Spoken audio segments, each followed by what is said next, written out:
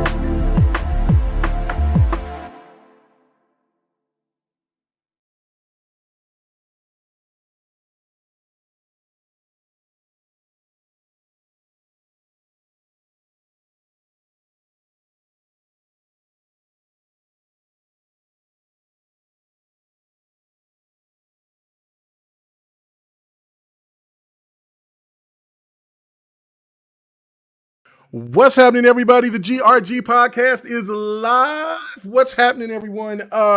Man, sorry for being a little late, man. Had some guys had some circumstances, you know what I'm saying? Shout out to my boy Rain, Still Rain. He let me know about it earlier in the week about his situation going on with him. So yeah, wish him and everything going on with him and his family well.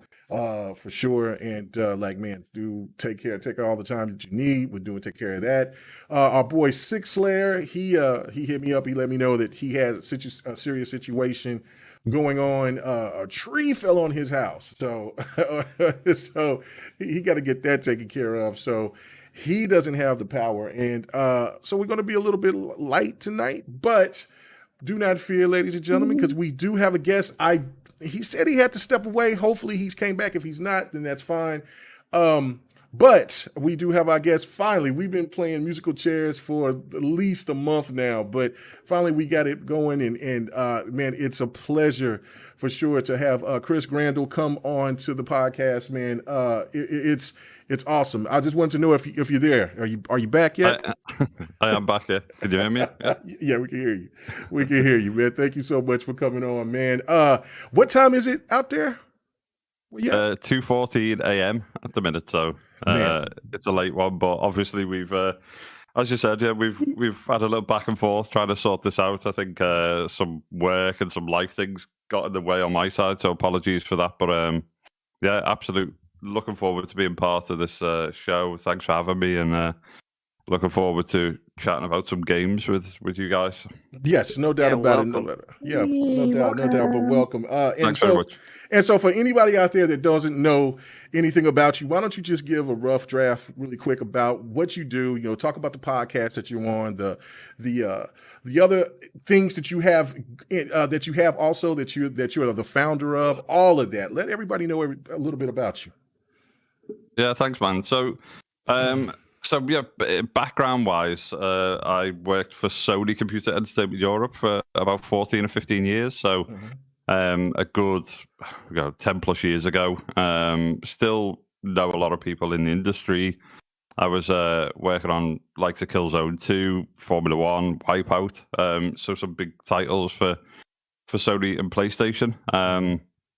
And then I kind of started my own little project at the moment. So I started a tech company in 2013, and we basically built a platform that kind of supplies, websites, apps, and stuff to sports clubs. So a little bit of a divergence, but that's kind of the current project. And then I think once I finish with that project, I'm probably looking to get back in games. So nice. I am working on a concept at the moment, so it's not, I haven't kind of stepped away completely.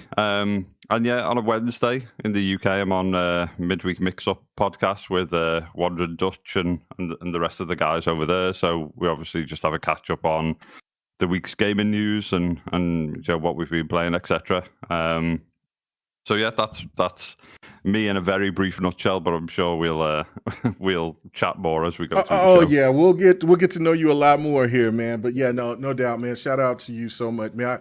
It is so crazy because when I would like to have so many other people come on to the show, but it's always the time frame that hurts. The last time that we had somebody that was overseas was the Welsh gamer, and he's from Welsh, and it was about that same time for him as well. And yeah. I was just like, man, but he was having a blast, man. So yeah, kudos. Thank you so much for coming.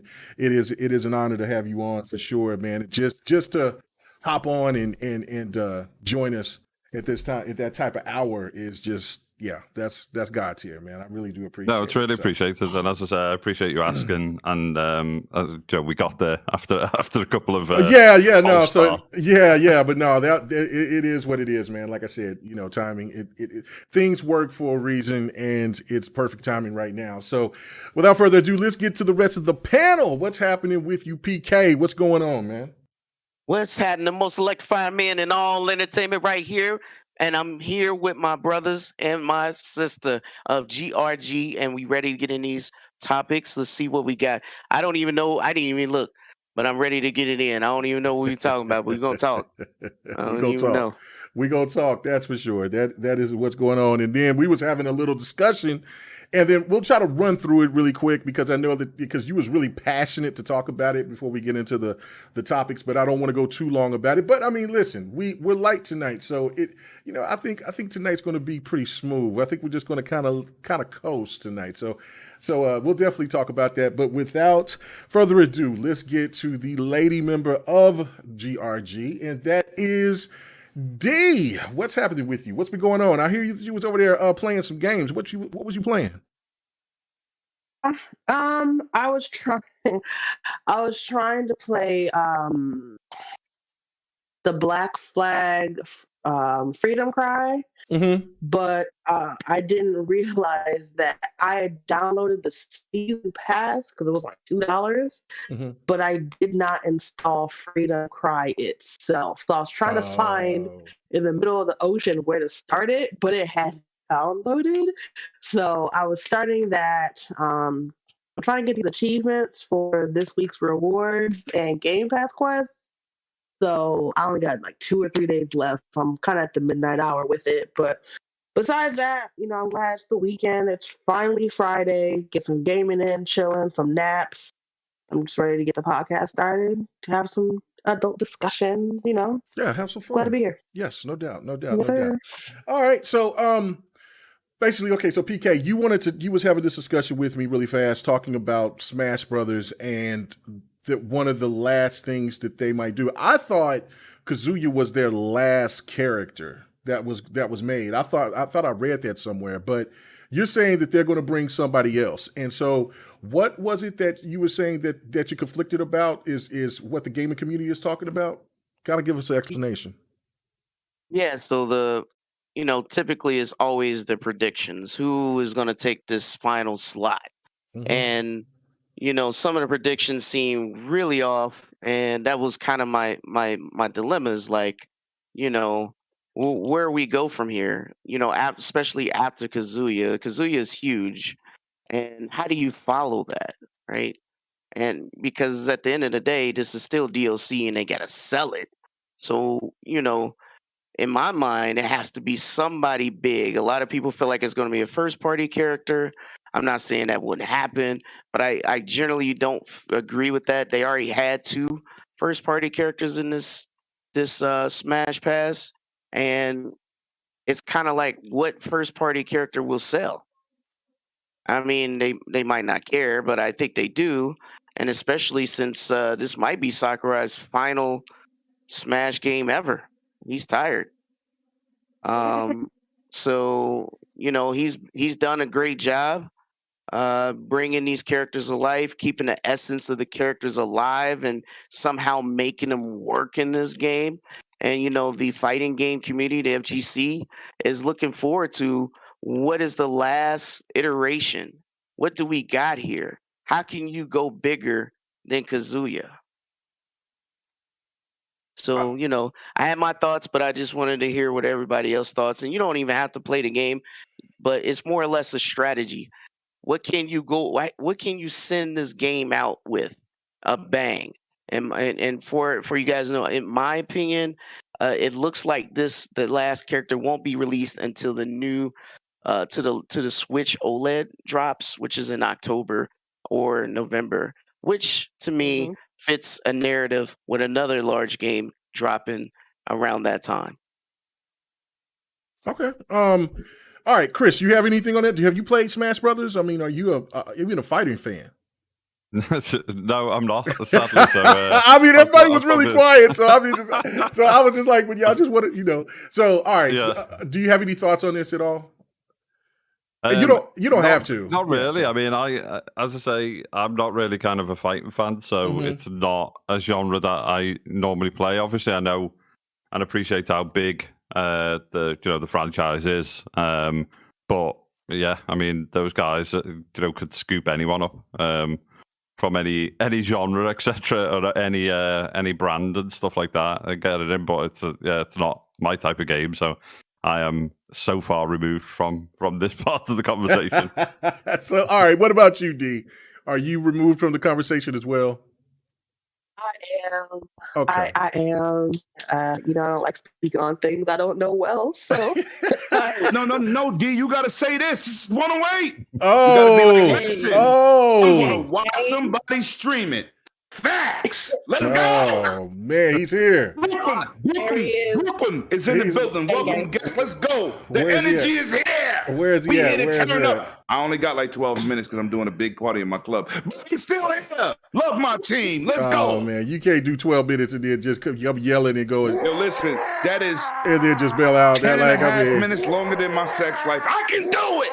Oh, okay. All right. Well, I mean, at least you're honest about it. I mean, that's all right. But okay, so all right. So PK asked this question. This is not part of what we were supposed to discuss, but PK is passionate about it, and I don't want him to feel like we're giving him Nintendo slander because he's a Nintendo fan. So wait, hold up. What? Y'all not jumping out there spending that extra $50 for the We're going to talk about that, but I want to get this out the way. So, do you feel that Okay, I'm just going to give my 2 cents on it really quick. It's basically saying that if this is going to be the last character, which I thought, like I said, Kazuya was, if they got to go out with a bang.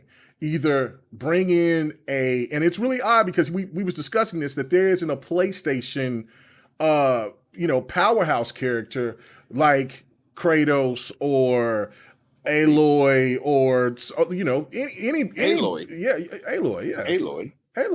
You talking about the game that they brought out for $65 and in 3 months dropped it to $1?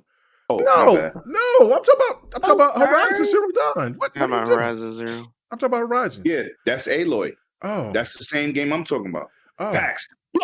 Shots fired. Okay. All right. So basically, but yeah, PlayStation. So I'm saying for me, like you have to go out of your lane and do just like what you did with Kazuya and pick a character like Master Chief or Kratos or somebody like that to do the proper swan song. And it doesn't have to be within like a pub, from Sony or Xbox.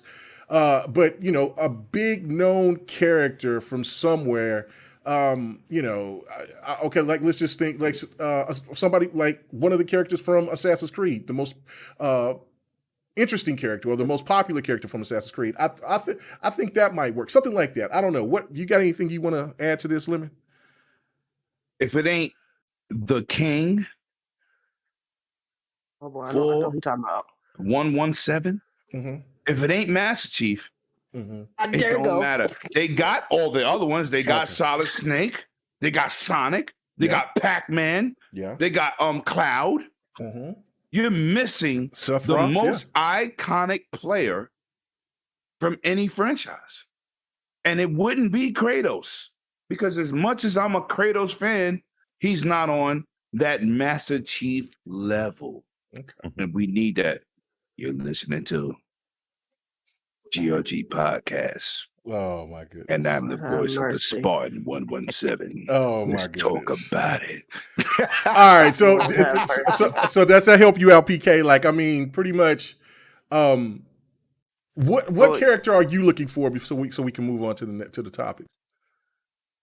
So, in my mind, it wouldn't make sense to have character. A lot of people predict, like Crash Bandicoot or Rayman or something, and even though Nintendo has a good relationship with Ubisoft, I just don't see that happening as the last character because they still got to sell this thing, and it has to make sense. So in my mind, it has to be large. And since they're dropping this OLED in October, that's around the time that this new character is going to drop. And I think it would make sense if it was Master Chief because of, this 20th anniversary with Halo Infinite dropping this year, et cetera, et cetera. It just makes sense. And with that being one of the largest releases, right? I think they know that will push sales towards their Switch even more. People would definitely buy this OLED without thinking if it was someone that large, just for that one game and one character alone. Can I say something to add to that? The biggest character in Fortnite purchased. It wasn't Wolverine. It wasn't the Predator. In Fortnite, right? The biggest character purchase. They got John Wick. They got all these Marvel characters, the Hulk, Thor, Iron Man, all these characters, right? You know who the biggest character was purchased? Lara Croft? I don't know. Who? Master Chief. Okay. Even though they got Kratos, because I got both of them. Most of the people I mentioned, I have all of them. What I'm saying is the most purchased character was the Chief. That's a fact. So we need that energy. Smash Brothers need a Spartan in there kicking flames. Oh, well, they need a Spartan and they need my boy Locke. No. That would be right He's there. I got it. Okay, anyway. All right. Let's move on. Let's move on. I do agree that it needs to be Chief or someone on that level. There's nobody on his level. Well, no. There's other big known okay. characters. So name somebody bigger than him that's not already in Smash. I don't know. Name somebody bigger than Master Chief. There's other okay. Not already in Smash. Okay, I was supposed to think of the Castlevania guy, but he's already in there. Yeah, right. That's a Konami rep. Yep, that's they got Simon Ryu. Belmont. They got Ryu. They got Terry Bogard. They got Pac-Man. Of They're not course. gonna Even do got any more Minecraft fighters. Boy or whatever he called. I don't even know what he's called. Man. But they're not doing Kid no more Icarus. fighters. Okay. No more sword characters. Right. Right. So I'm saying, I mean, Master Chief. Yeah. Right. That's what it. I'm telling you. I agree. There's no character bigger than him. Master Chief makes perfect sense. Right. So hopefully that for all the times that we've seen Phil, and now I think we've seen video with Sarah Bond, and she has a Switch behind her. So maybe that could be leading up to something to where Master Chief could be announced to be the last character for Smash Brothers, which that would be really dope. That would be real dope. I mean, I want to point one other thing out too. That earlier this year, Walmart of Canada was wishing Master Chief a happy birthday, and they said we got a prize for you, and they were tweeting directly to Halo, saying we got a prize for you, and the picture was a picture of the Smash invite. Interesting. Okay. Yo, listen, you got to take that with a grain of salt. Yeah. I'm still waiting for Splinter Cell at the next E3. Oh man. Okay. All right. Let's move on. Let's get to some topics, right? Okay, because I had a topic that I wanted to talk about, but you know what I'm saying, but I'm going to wait till the end of the show to see if we're doing good with time. Because my man, I don't know if you heard, Lemon, our boy Chris, he's out there in the UK. Shout out to him out there, man. He's burning the midnight oil. I should say the 2 a.m. oil out there. So we got to make this man get out here and keep him awake. Yeah. All right. So since we was talking about Nintendo, we might as well just jump right into it and talk about Nintendo's Switch Oled, which, I mean, let's go ahead and talk about it. So as you know, I guess, Chris, do you think that this is the Nintendo OLED is worth the $350 just for everything that we know about it right now? I think, well, not for me. So I have a Switch Lite. So that sounded quite abrupt, but I've got a Switch Lite at the minute, and I think I'm waiting for something a little better and a little bit more powerful. So obviously, there was a load of rumors about Switch Pro and stuff like that, and that's obviously been kind of debunked by this OLED model. I do kind of have the Switch for the handheld, gaming experience, like on the move and stuff. If I'm sat at home, then it's a Series X or a PC or something like that. So, so for me, it's not something I'm gonna spend $350 on, or wherever it's sitting, 359 or something like that. One of the things I did think though is whether it's nothing new in Nintendo's kind of history. They released something like 9 or more different variants of the DS and whatnot. So it's not kind of uncommon for them to kind of recycle consoles and release different SKUs. But I wonder whether they've kind of done a halfway house and released an updated version of the Switch, because obviously the OG Switch is getting on a bit. But also we've got this, these chip shortages and so on and so forth. So I just wonder whether they've been hampered slightly, because that thing will sell. It'll sell like hotcakes. Every Nintendo console does. And I just wonder whether they would put themselves in a really interesting or, seriously bad predicament if they try to release something like a Pro or, a more advanced version of the Switch, whatever that may look like. So they've obviously, I think, screens and stuff like that are not really facing any kind of shortages. I think people are still releasing monitors and TVs and stuff. So I think that side of things fine. Sticking an Ethernet port on it, so you're not relying on Wi-Fi alone and stuff is a good idea for the docking station and stuff. But I just wonder whether the hand's been forced slightly with the pandemic and the chip shortages and stuff, and maybe that kind of Switch Pro that Jeff Grubb and other people were kind of talking about has been delayed due to shortages rather than not the kind of will not to release it. I just think if we're seeing the shortages with PlayStation 5, we're seeing it with Series X in particular. Obviously, Series S is a bit more available. I think that would really kind of hurt Nintendo's launch, but that's just my take on it from a kind of business tech perspective in terms of them not being able to kind of build a new more advanced version of the Switch. So they've gone with this kind of halfway house, stick an OLED, nicer screen. But yeah, it's not something I'm going to necessarily be purchasing, that's for sure. Yeah. I mean, Kate, before you go, I mean, finish what you say, but let me go next. I gotta go. I'm hitting. They're blowing up my phone, but I want to get my point on this, and then I'm gonna be out. All right, well, go ahead and then I'm gonna listen. Yeah, go ahead. No, finish. I want you to say your thing, but I just no. It was going to be something that was going to be a general question to everybody anyway. So, okay, all right. Yeah, so go ahead and say what you. All right, let me say this for the record. This is not a Switch OLED. This is a Switch XL. Let's just be real here. It's supposed to be a battery saver. And it seems to not be a battery saver because OLED uses less power. This is what Nintendo does. This system is not for people who play their systems docked like me and K-Mega. We play our systems on our TVs. If you want a better 720p experience on the go and you're a new adapter, then you need to buy the newer Switch. But technically, with all the bells and whistles, with the better stand, with the Ethernet adapter, which they should have had in the beginning, like I showed on my channel. They had the $15 adapter, which is really not for the Switch. It's a USB 3.0 to Ethernet cable adapter for $15. I work on PCs and everything else. It just works on Switch. This is not an Switch OLED. It's a Switch XL. And we've known them to have that track record of making an XL. Honestly, from 6.1 inches to 7 inches, it's not even an inch upgrade.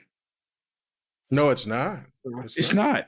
So, listen, man, if you're a new adapter, you buy the better Switch. If you're a current owner of the Switch, keep your goddamn Switch. Keep it. You know what I'm saying? It makes this is a portable situation. If you can get better colors at 720p on an OLED, good luck to you. Because it's still 720p. So it seems like it'll just be better for you for a darker room because it's going to be bigger. Yeah, because OLEDs look like crap in the light. In bright situations because they don't do brightness well. Thank you, K-Mega. But I'm done. Yo, listen, man. Follow, subscribe. This is my team. I got y'all. Told y'all I'll be here. Had an emergency party, so I'm here. But emergency. Yeah, no. An emergency party. That's the first time I heard that. No, you know what it is, D? I rent a spot out, right? Look. I rent my spot out, right? And Black people, we always late. So somebody rented my party Monday and said, Friday, we good? I said, we good. There ain't no party. We gonna go. We going. I said, oh my God. we 10-month babies. So, I just put it in GRG, a little walkthrough. Yobi was like, oh, snap, you are doing a party tonight. Yeah. So I'm going downstairs. Shout out to everybody who's in the chat, man. We got 33 people watching. We got 15 likes. We need some more likes and some more shares. You can share it to somebody that's 7 years old, long as they involved. Let's get it. Shout out. I see 45 right now, so yeah. But that's maybe. Come correct. No. I'm looking on my end. I'm looking at my YouTube. I don't know. But anyway, get them likes up. GRG. Dragons Den the Mall, Runaway Dragons TV, friends. You know how it is. It got to warm up first, and then by the time that everybody's exhausted, people start coming in the droves. All right. Yo, good night, people. All right, man. Have a good night, man. Nice to meet you. Guest. Yo, D. Chris. Got mad love for you. Just say Chris.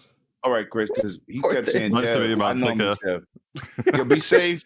Yo, don't let the bed bugs bite. I know it's late as hell in UK. Don't worry about it. We got you. Gotta go, y'all. Love y'all. I'll let y'all later. Bye. Bye. That was the quickest 108 plug I've ever had to listen to in my life ever. So anyway, 108 Dragons, ladies and gentlemen, thank you. I you know, it is what it is. All right, so D, what do you think about this whole situation with the Nintendo Switch OLED? Is it worth the price? Is it? I mean, at this point, like I've seen a lot of people complain about it, but I've also seen people support it and say that, hey, look, it doesn't have to be all about 4K. It doesn't have to be all about 60 frames per second. Things are fine. Just playing games at 720p, 30 frames per second. If you think I'm lying, I believe I posted that on Twitter just the other day, and you could go see it on my Twitter page, man. It was bananas when I seen that. But what do you think personally? Is it something that you would invest $350 for? The short version is no. Only because I don't want to sound like a terrible gamer or anything, but my handhelds get the least amount of attention, and that's saying a lot because as much as I am not in my house, you would think that I would play the handhelds more, but I don't. I don't touch my Switch very often, and paying $350, I didn't want to get the new Switch, the one that's between the original and the now OLED, because the battery life honestly is trash. By the time I play it for maybe an hour, it's crying that I want to plug it in. So for me, everything is fine for now. It looks like, and I could definitely be wrong, that anything on Switch going forward is, gonna work with my Switch. In other words, it's not like, oh, you don't have the newest and latest, therefore you can't play these games. So I don't buy games for my Switch anyway. So as somebody who's kind of a casual Nintendo player, me personally, I'm not plunking down $350. And I know some people are just like, well, that means you don't have it. It's not a matter of not having it. I can easily, trade something in, work something out, so I'm not even going to pay full price. But it's just the ideology that, the Switch came out, it has a bigger screen, all that good stuff. But to be honest, the only thing about what I saw of the new Switch was, I could be wrong, I think the docking station, the insignia of Switch lights up. That was kind of hot. And okay. The black I didn't notice that. That's cool. Yeah. It lights up. So that was cute. And I like the black and the white. It looks like an Oreo. It's kind of cute. She said an Oreo. But it does look like an Oreo. That's fine. That's fine. That's great to get a woman's perspective of it. I didn't look at it that way, but that's what that's an Oreo to me. Like, it looks like the inverted Oreo, so it's like the cream on the outside of it. Yeah. Chris gets me. He knows the vibes. The white part is the cream, and then the actual tablet part. Oh man, I think you might be hungry. You might be craving some sweets right now. I don't even like Oreos.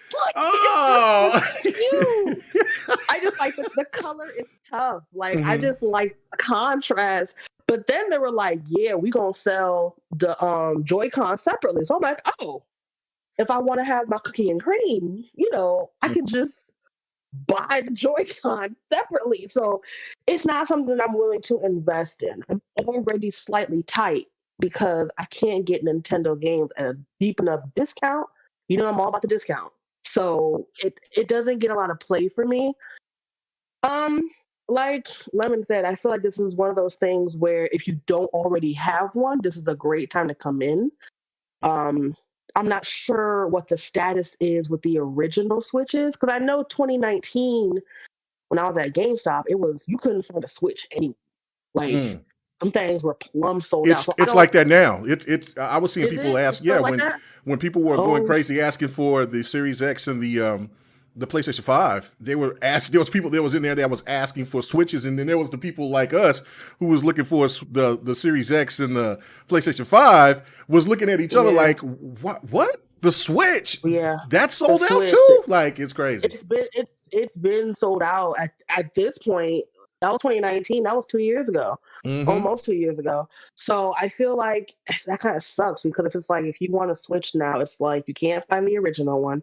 Y'all better pre-order if you want it, because y'all know good and well as soon as them shits are gonna be pre-order available, it's gonna be gone. So I mean, I don't know. You can't tell how people have do with their money. I just thought it was funny, to be honest, how I don't know about y'all side, because my Twitter is tailored to what I interact with the most, I guess. But the Vita was trending, and I thought that was the funniest shit ever, that the Vita was trending. Because first it was the cartridge, and I was like, okay, Nintendo, that looks awfully familiar. Now it's the OLED. Everybody's just going absolutely bananas over the OLED. I'm just like, this is the Vita, 2021 edition. That's cool. So I got a little amusement out of that. But if y'all are able to pre-order it, y'all want it, power to you. But I will not be paying $350. My little Switch is gonna be right where it is. Facts. Now, I don't know. Now, since you've been in the industry, Chris, I do have to ask this before I go to PK. Doesn't it feel to you that there's still a little bit of animosity between Sony and Nintendo, or I should say PlayStation headquarters? Because I mean, that's exactly what this is the Vita but the Vita was what, 1080p, 1440p, something like that. So yeah, and it was it's like 10 years. Just trying to work out. I'm having a look how when the last time the Vita was sold. Isn't it like 10 years on or something? Yeah. 9. Yeah. It's a weird one. Obviously, there's two big Japanese companies going toe to toe, and always been going toe to toe for some time. I think it's one of those where I think you think from the parents' perspective. So obviously, if you've got kids who want a console and they want kind of a Switch, or they want an Xbox, or they want a PlayStation, or whatever it may be, and if you've got parents who are kind of money conscious, so and it's for me the name's really weird. If parents go in and say I want a Switch, and you're then in the hands of the shop worker to turn around and kind of explain which one you want. But if they don't, to turn around and go, oh, we've got the whatever it is, the 179 or 180 Lite, or we've got this Switch OLED for $350, or whatever the price difference is.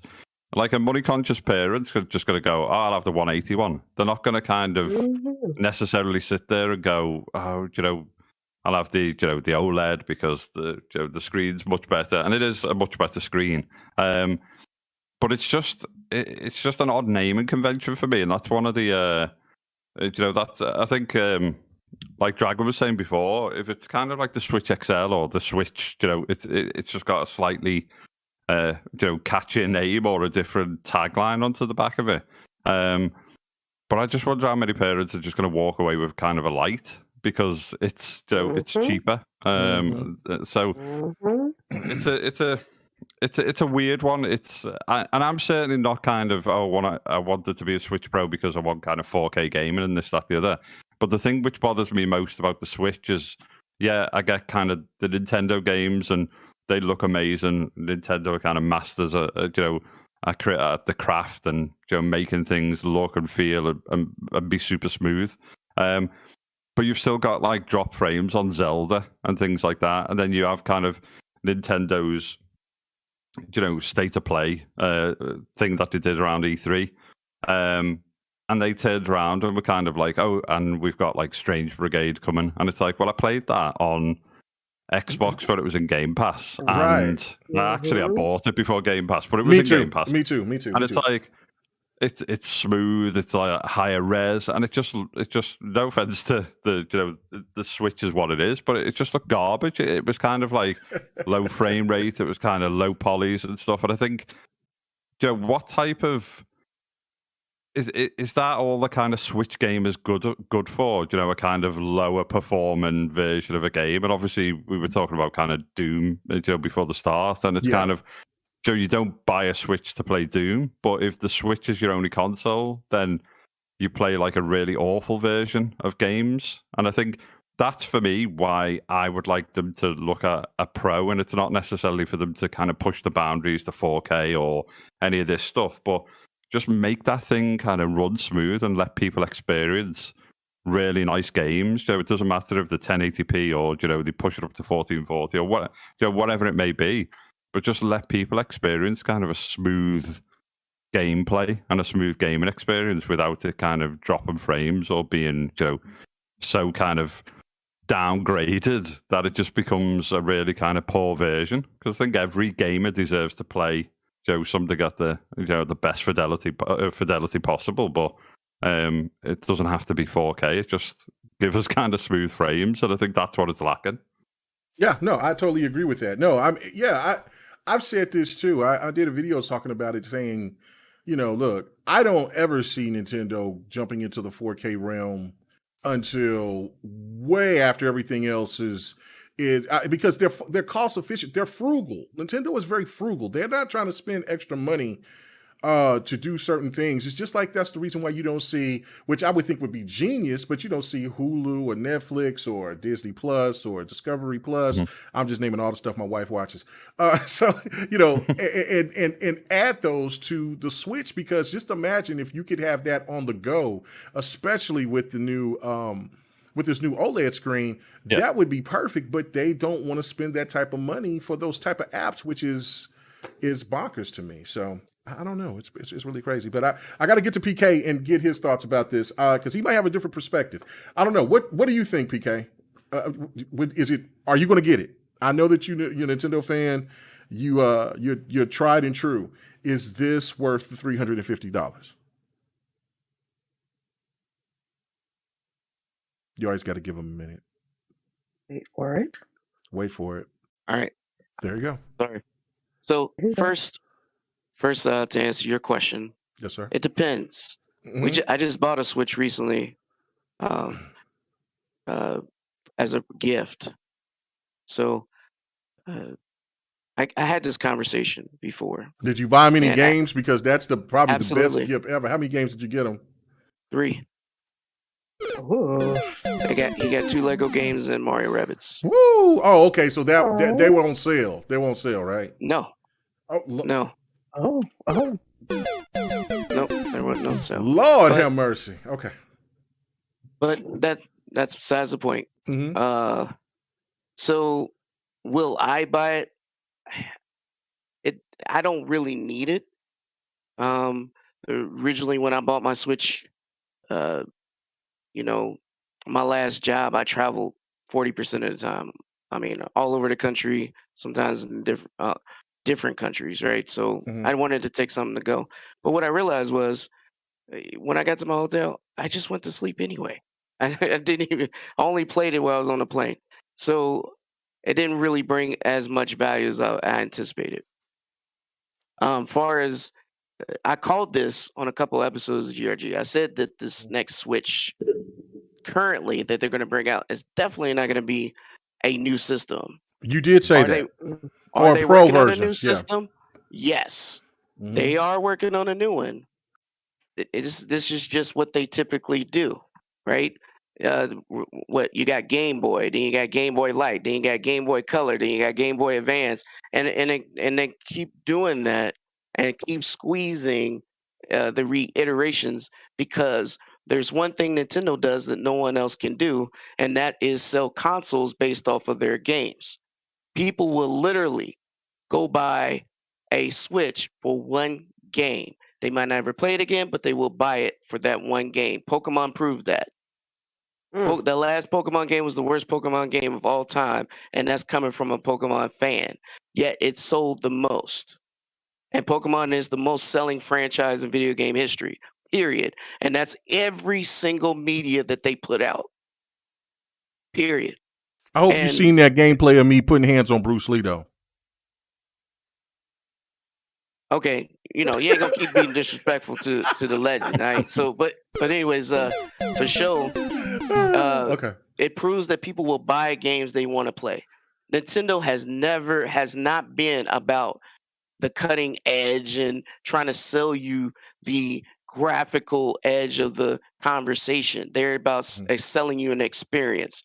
And if you don't believe me, look at all their controllers. When's the first and last time they ever had a controller that was the same?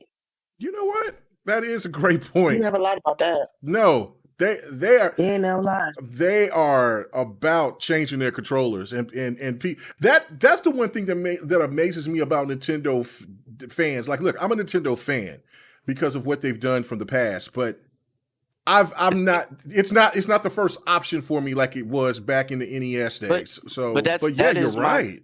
But that is my They have point, to change, right? Yeah. That is my point. My point is they are selling an experience. And if that's for you, that's cool. But if it ain't, then it is what it is. And no, you don't buy a Switch. You don't go from your Xbox to go buy a Switch to play Doom. That's crazy. Because you know going in that it's inferior hardware and it's not going to play as well. That is backwards. If you already own an Xbox, PlayStation, or PC, that makes no sense. You buy a Nintendo system primarily to play Nintendo games. At the end of the day, you're only going to be able to play them on that system. Period. Not third party, first party. Can you buy third party? Yes, I got Mega Man 11. I got Dynasty Warriors. I got a lot of games that play gorgeous. I mean, I can name them. I mean, you could go from Dragon Quest, Persona 5. We can go on and on that don't exist on other consoles, but they are on the Switch and play well. Let me tell you, before the Xbox One era ended, the Switch had more 60 frame locked games than the Xbox One. So let's stop talking about drop frames when we can't even get locked 60 on the Xbox One. Oh, that man's coming with some slander. All right, come on. Now, as far as how Nintendo goes, again, they're one company that does something that nobody else can do, and that's put out something that everybody feels like they have to have. Now, that doesn't mean it's for you, but it has been the best-selling console in the last 6 months, and that's facts. You can go look that up. No, you just say it's for you. Because that's what you're telling us. You're being for Nintendo. Please hire this man. He is a true loyal spokesman for the Nintendo brand. K-Mega knows this to be true. I have 5 Xboxes in the house, 2 Switches, 2 VRs, 2 gaming PCs, and a PlayStation 4. Right. I own all of the consoles. Holy shit. Quadruple, right? So I play them all. I have access to everything. I do like gaming in general, but I hate the missing conception of it has to be graphical. When I'm on PC and playing Dead Cells, is that graphical? Is Dragon Quest graphical? Hell, is that? I mean, we could go on and on. Is Persona one of my favorite games of last generation? Is that graphically intensive? No, it's not. But it's amazing, and it doesn't have to be. Overwatch is not graphically intensive. Yeah, it won Game of the Year twice in a row. Let's stop this noise about what it has to be. Every system should not be the same. I bought my PlayStation not because it's an Xbox. I bought it because it's a PlayStation and it plays games that I can't play somewhere else. And that is the ultimate point. I don't have to play Doom on my PlayStation. I have a PC and an Xbox. I got access to it. So it makes no sense for me to think about how all this is. Yes, if Switch is your only console and that's the only choice you got. I talked to my friend today who happens to only have a Switch as a console, and he does only play Doom. But he said, hey, in my opinion, and he's a PC guy, Doom should be played only with a mouse and keyboard because it's FPS. But that's his opinion. But he knew going in, buying a Switch, what he was getting. It's the same thing about your phones. You buy an iPhone, you know you can't customize it like you can on Android. That doesn't mean it's bad, but you know going in what you're getting. It's just what it is. At the end of the day, we know that they're just going to do a reiteration until they can't anymore. And then all I'm saying is at the end of the day, they will bring out another system because it is what it is. It's eventuality. But think about it. The Vita was far superior Nintendo's DS in every shape and form, yet they fail to beat the Nintendo in the handheld market. Did they not? Correct. Hey man, Why Rain is Rain that? in the chat says PK is prepping for Nintendo Treehouse 2022. Man, pay this man, get this man that. Hey, give him, shout out to Rain. man. You my guy, and Give I'm it to cool him. with that. But I'm just saying, Give for him, show, man, pay that man. they did not try to compete with Sony with the tech Man, because give him that bread, couldn't. Nintendo. That man is Nintendo, loyal. Sony threw out the tech and showed them what they had up their sleeves. The problem is the games defeated them. At the end of the day, it always happens. How many other handhelds met the defeat of Nintendo's handheld platform? Every single one. There's not a one alive. And every time they try, they get destroyed. Not because it's a better technical console. No, it's because the games and the experience that people want is on that platform only. That is why.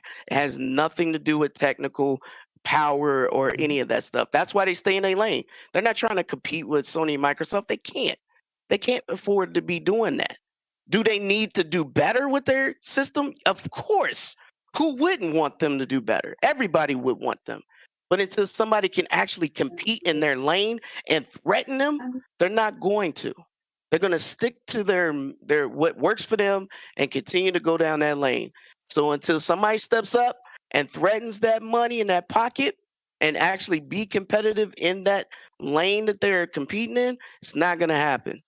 And I mean, look what happened to the Xbox. It made a complete turnaround to what a beast of a consumer friendly ecosystem that it is today. It would have never been that way if this somewhat succeeded from the last gen of how Don Matrix set that up.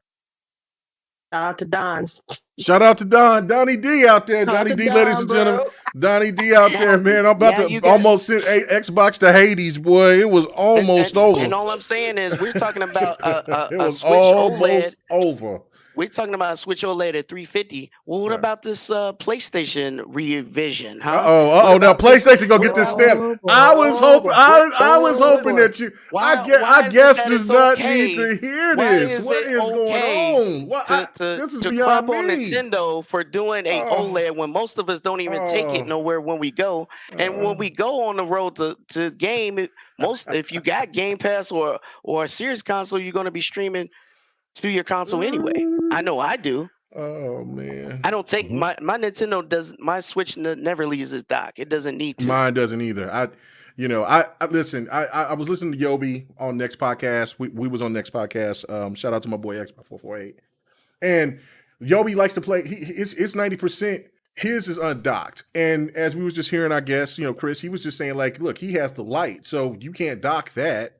So people bought that. It's a worse Switch than the original, and people still bought that. So people are still going to buy the OLED because they're going to drop something. I just like playing games on my television. I mean, listen, games on the go is fine, but if I was on the go like a lot of people that's in business, or if their job requires them to leave, or they're just on the go a lot, that's different. But I'm not on the go like I used to be. So I mean, I'd rather play games on my television. So like I prefer the dock. So and that's why I'm saying it depends on you. Like me right now, it doesn't make sense because I don't need it. My stuff is docked. It's the same system. I don't really feel a need to have to go get that because I don't play that on the go. I didn't even do it when I was on the go. You get what I'm saying? So for me, it doesn't make sense, but it does make sense, however, for those who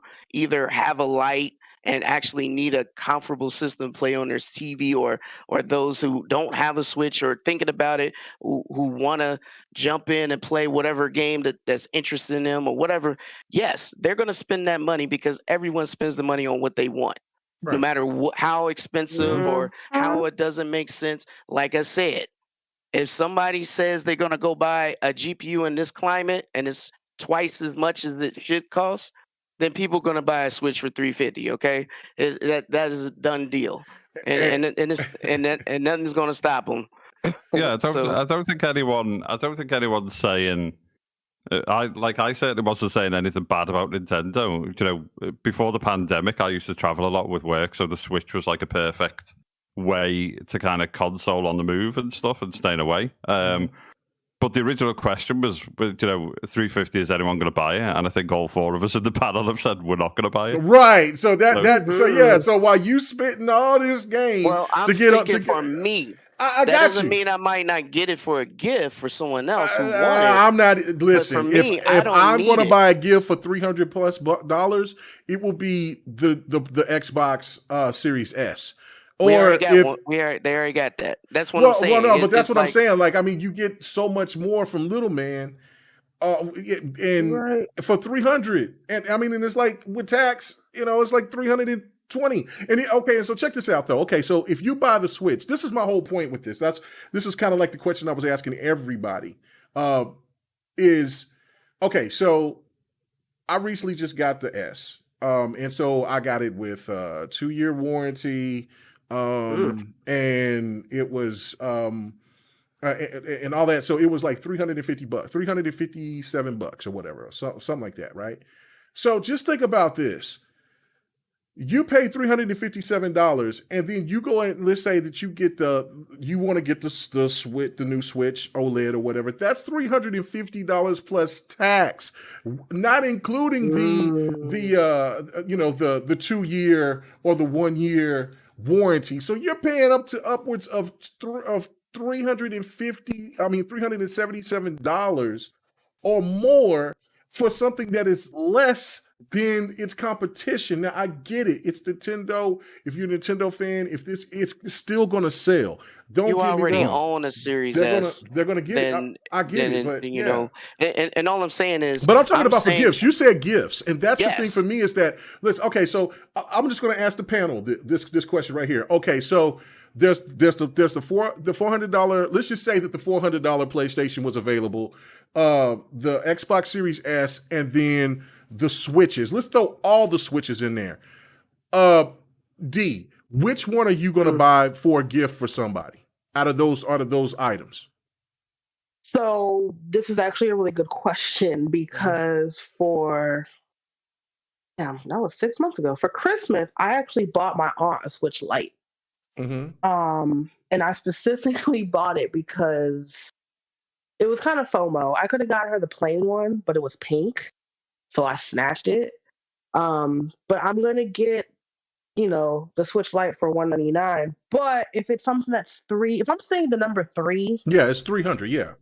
If I'm seeing the number 3 and I'm trying to get a gift, I'm probably gonna get the Series S, to be honest. And anywhere I go, now that I've been on the other side of the counter in a gaming sales environment, they're going to push the S, especially if they have it. And the reason is, yes, kids want the Switch and things of that nature. They want to switch it and do all the Joy-Cons and such. But as far as items per transaction, my retail folks, you're going to go with the Series S because there's a 2 in front of it. And once you inform people about, what people are doing with it, what the possibilities are, boom, that's another controller. If you're giving it to somebody that has maybe another person that games in the house. Third item is going to be a Game Pass subscription, to get the person started. There you go. Then because if you have the Switch, here's the other thing you got to consider. When it comes to buying these things, if you go to GameStop, I can't speak for Target, Walmart, they're just going to ring you up. I can't speak for that. But when you purchase this and when somebody comes in, they're buying it as a gift, you want that person to walk out with a complete gift. So we're talking screen protectors, cases, a game, and maybe a memory card for the Switch. Those are like 4 things I just listed. You can only play you have the Joy-Cons, but they might push more Joy-Cons. So for the complete, walk out the store and you're good to go. Sometimes people leave the cases because that's kind of personalized. But you guys think another set of Joy-Cons, that's 80. A game, that's going to be 60 plus tax. Then you got to get the warranty for 50 or 60, $70, depending if you want the 1 year, the 2 year. I'm there near 500 at this point. So with that being the case, either you're going to be like, yeah, let me get the basic one because it looks the same, and it looks the same. Or you're going to go for the Series S. You may or may not go for the PlayStation because it's at $399, but I don't know. All I know is this holiday season will be interesting. I'm thinking bundles. I'm thinking, Yeah, it's going to be little special. I don't right. know. And Nintendo's going to definitely going to add a bundle with it some kind of way, which is going to it's going to be more enticing. But I'm gonna have some special editions. Well, hold on. Let me ask Chris. Let me ask Chris the same question though. What out of the same question that I asked D? Which one would you go? And this is a gift. This is not for you. This is a gift for somebody else. Which one would you pick? So right now, I've already gifted. So I gifted the Switch OG when that first came out, and then I gifted the Series X when that was released. Oh well, damn! I didn't even see the X. I didn't even say the PS5. The PS5 500 or the. Okay, go ahead, Mister. Lord have mercy. So I've kind of been in that space. If it was now, and I wanted to gift something that Joe has got access to as many kind of games as they can, and like a reasonable set of options for someone, it'd be the Series S. I think for similar reasons. I think it's 299 quid or whatever in the UK, including taxes, and you gift that with a Game Pass subscription, and you've basically sorted someone for a year or more. Give them a year of Game Pass and that console. But that's just for pure kind of gaming options for the person you gifted it to. That's not kind of being sly on the Switch or any other platform. I just think that's kind of the best deal in gaming at the moment is get someone on Game Pass Ultimate and a Series S, and then if at some point they feel that they need, the Big Brother or whatever, then they can pick that up themselves. But I think it's just like an unbeatable package at the moment. Yeah, no, and that was my whole point on it, PK, was the fact that, listen, when you and like D said, it's going to be very interesting because there's going to be people that's hell bent on getting their PlayStation. There's going to be people that's hell bent to get their Switch, their Nintendo Switches, but there will be those people that and listen, I've said this years ago and I'm saying it now. The casuals have no loyalty to anyone in the gaming business. No one. They will pick whatever that is most affordable or where they feel that they can get more bang for their buck. And yes, Nintendo kids love the Nintendo and they want Nintendo. But if they see this Series S here that's cheaper and that can give them all these games with Game Pass and all of that, like it's almost like a no-brainer. But it is going to be interesting because Nintendo is still going to sell. It's going to blow a lot of people's minds to that. It's going to say, oh man, no, there's no way that this OLED's going to rake. It's going to rake. It's Nintendo, the name brand itself. It's synonymous with video gaming. Grandma, papa, mom, dad, family. and just the whole family. Yeah, all kids, all family members know what a Nintendo is. And let me make one more point, and then I'll let it go. Okay. So it's the same deal, right? Mm-hmm. Kids or adults are going to get what they want. I don't care if it's an Oculus Quest at $300 or the $400 model. Right. There is a big difference. It's the same thing. It's just storage. You pay $100 more for 128 gigs more of storage. It's either one, $400 model, $300 model. Either way, it's a VR headset. Do you want it or not? That's the gift. It's the same deal. It doesn't always have to be. Is it logical on what kind of value you get with a Series S? Of course, but that's not what they want. They want Pokemon, Smash, and what have you. They don't care about that. They only want that particular thing. So people are going to get what they want and want to enjoy. I don't care if it's Oculus, Switch, Series S, or even PlayStation. I feel like there's no reason to get a PS5 right now, or even trying, especially knowing that they're going to redesign it because of how they poorly designed this one.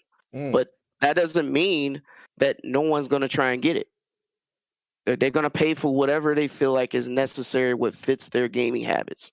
And for me, the only thing that doesn't fit my gaming habits is currently a PS5. Outside of that, everyone's going to get what they want. So that's why there's 2 VRs in this house. That's why there's 2 Switches and possibly a third one coming. That's why there's multiple, because people want what they want and don't. And yes, there's Xboxes in here, but that might not fit their craving for right now. They might want to play Animal Crossing or whatever, right? That's just what it is. And that's kind of what I'm getting at. It will do well because it's just not going to. It's not going to do horrible, but is it going to lose steam? Yes. Because right now, the best value is what you guys pointed at, is the Xbox. But does everybody understand that yet? No. Does everybody want that? Probably not. But it's getting good attention to where people are piquing their interest. Like in Japan, showing that it's doing way better than previous generations of Xbox. That is a big deal. So that is a good thing. However, I'm just speaking on generally, will people buy this OLED? Of course. Yeah, they will. Like you said, I it's agree with that. Nintendo. No. I agree with that. I agree with that. I was letting you get home, but then it's like you was about to preach again, so you could try to get that. Nope, I'm done. You could try to get that call from Nintendo, so you could go ahead and, you know what I'm saying. You try to be the new Reggie. I got you. Listen. I hope that happens for you, brother. It will happen. You know what I'm saying. Reggie followed my friend yesterday. That hey was man, what's listen, yo, shout out to Reggie. Listen, man, you are the man. All right, so we're not going to be in order with these topics. So let's move on to another topic, and it's going to be the topic that I had for last. But let's make it this one, and that is Xbox Gold, and this is coming from Jeff Grubb, and from his podcast today. So I want to just go ahead and just break this down. It says Xbox Gold to be completely phased out when Xbox reaches 40 to 50 million. Now, if you guys have been following us on GRG, then you already know that we've already had a big discussion about this.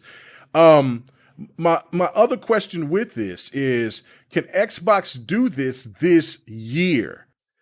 And then there's also other rumors of what is slated to be coming out in 2023. I'll get to that later, but I want to get to this point first. And so, D, I'm going to get to you first on this one. All right. So we talked about this a couple of weeks ago, actually. We did. Yeah, we did. So do you think it's feasible for Xbox to reach that 40, 50 million between the end of this year? Now, granted, we were at the time didn't know about if Starfield was going to be coming at this time or not, but because of the games lineup that we do know about, is that enough to get Game Pass gamers to get Game Pass subscriptions to that point? Do you think it's going to happen? Could it happen? Okay. So I definitely think it can. I think it can happen.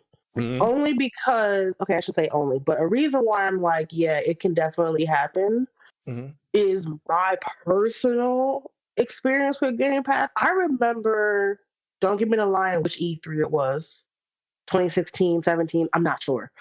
But when they were like, oh, today we're introducing Game Pass, and I was just like, okay, girl, I don't know what that is, but whatever. So I kind of downplayed it a little bit because I was just like, I hear what you're saying, but this is just another y'all just throwing something in the hat just to try to get engagement. I never would have expected it would have gotten to this point where it's so just all encompassing and kind of synonymous with Xbox at this point, to be honest. I don't know if anybody else feels that way, but I feel like if you mention Xbox, you mentioned Game Pass. No, I agree. No, I agree 100%. And it's just like, okay, this is bigger than I thought it was gonna be. I'm no expert. I don't know what the latest numbers are, but like I said, with this is kind of a slow time of year, in my opinion. Sure, you get pre-orders and stuff because of things being announced at E3 and everybody's digital showings, but I feel like November, December is when things are really gonna ramp up.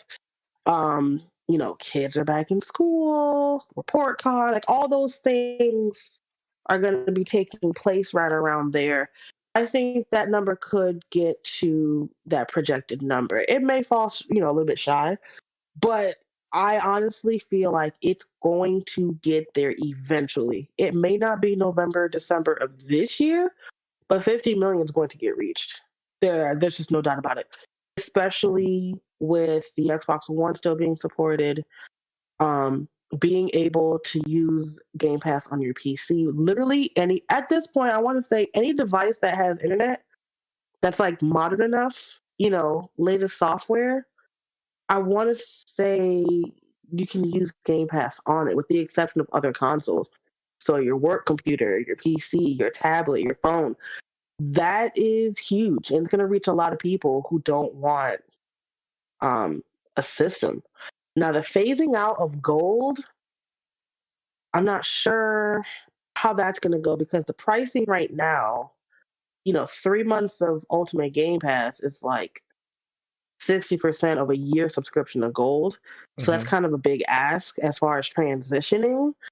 So I don't know if that means they're going to go to the 6-month situation, or maybe they'll just do just Game Pass in general, because I keep forgetting there's Game Pass and Game Pass Ultimate. Right. So maybe that will alleviate the pricing difference, because I think gold is still like $60 a year, is it not? Right. Well, you can go places and find gold for like $25, $30 a year. Of course. Right. But MSRP, I think is still 60. It's still 60, yeah. So I think I hope they've gone back to the drawing board after, was that this year? That debacle with the price change? Yeah. That was this year. Yeah. That's where they long ass. they almost risked it all. It messed it up. Everything's been going good for Xbox, and then they almost risked it all. Boy. Hey man, I gotta give them the L man just because the L man is dancing on their ass for that thought of Xbox trying to think that, you know what, everything is going so good right now, we're just gonna just throw this out here and it's gonna leave it. No. You thought. It's Xbox. The Xbox slander is delicious all over. The media, everybody jumped on that. The PlayStation fans are just waiting for that type of slander. But go ahead, I'm sorry. That was awful. That was dumb. Even though, like I said a couple weeks ago, by the time I got home from work, it was over. Yeah. But even going back and reading, of course it was trending, reading the tweets, I was just like, it wouldn't affect me. Because if you were already subscribed, it didn't affect you. It was new people. And I was like, that's not the way, y'all. Like, you can't. Hold on for a second, Chris. If you're getting too tired, man, let me know, man. Let me know. I see. No, it's cool. Okay, all right. We'll try to be chatting with my Dutch. All right, we'll try to do another hour, and then we'll wrap it up regardless wherever we stand. Is that cool? Can you make it? Yeah, I'll stay on until it's done. Okay. No worries at all. Okay. I'm good. Okay. All right. Cool. It was because that mean it's what time? Let everybody know what time it is so they can feel sorry for you. They can go out there and support you, man. 3:20 a.m. 3:20 a.m. This man is a trooper. Let this man live. Go follow him. Go sub him. Go support everything this man does for 3 a.m. in the morning. You know what? Appreciate you. Yeah, man, we appreciate you. But go ahead, D. I'm sorry. That man said I need to look up coffee.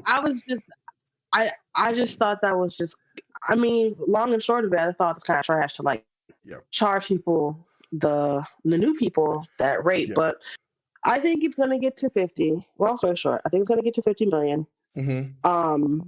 I think they're going to phase out gold one way or the other. I don't know what that is, what that looks like. Well, what the that's pricing looks like. But that's the whole thing, is that they're saying that if they hit that 40-50 million threshold, it will eliminate gold. That's what they're waiting on. That's why they haven't done anything yet, and that's why I was asking the question: do you think that they'll be done this year? Could they make that 40? Sorry. Yeah, no, it's fine. It's fine. No, I got off topic. Yeah, no, but you good. You was good. You was flowing. You was flowing with it. It sounded good. I was seeing my boy in here saying, man, that my queen is over here spitting knowledge, and so you was doing your thing. So go ahead.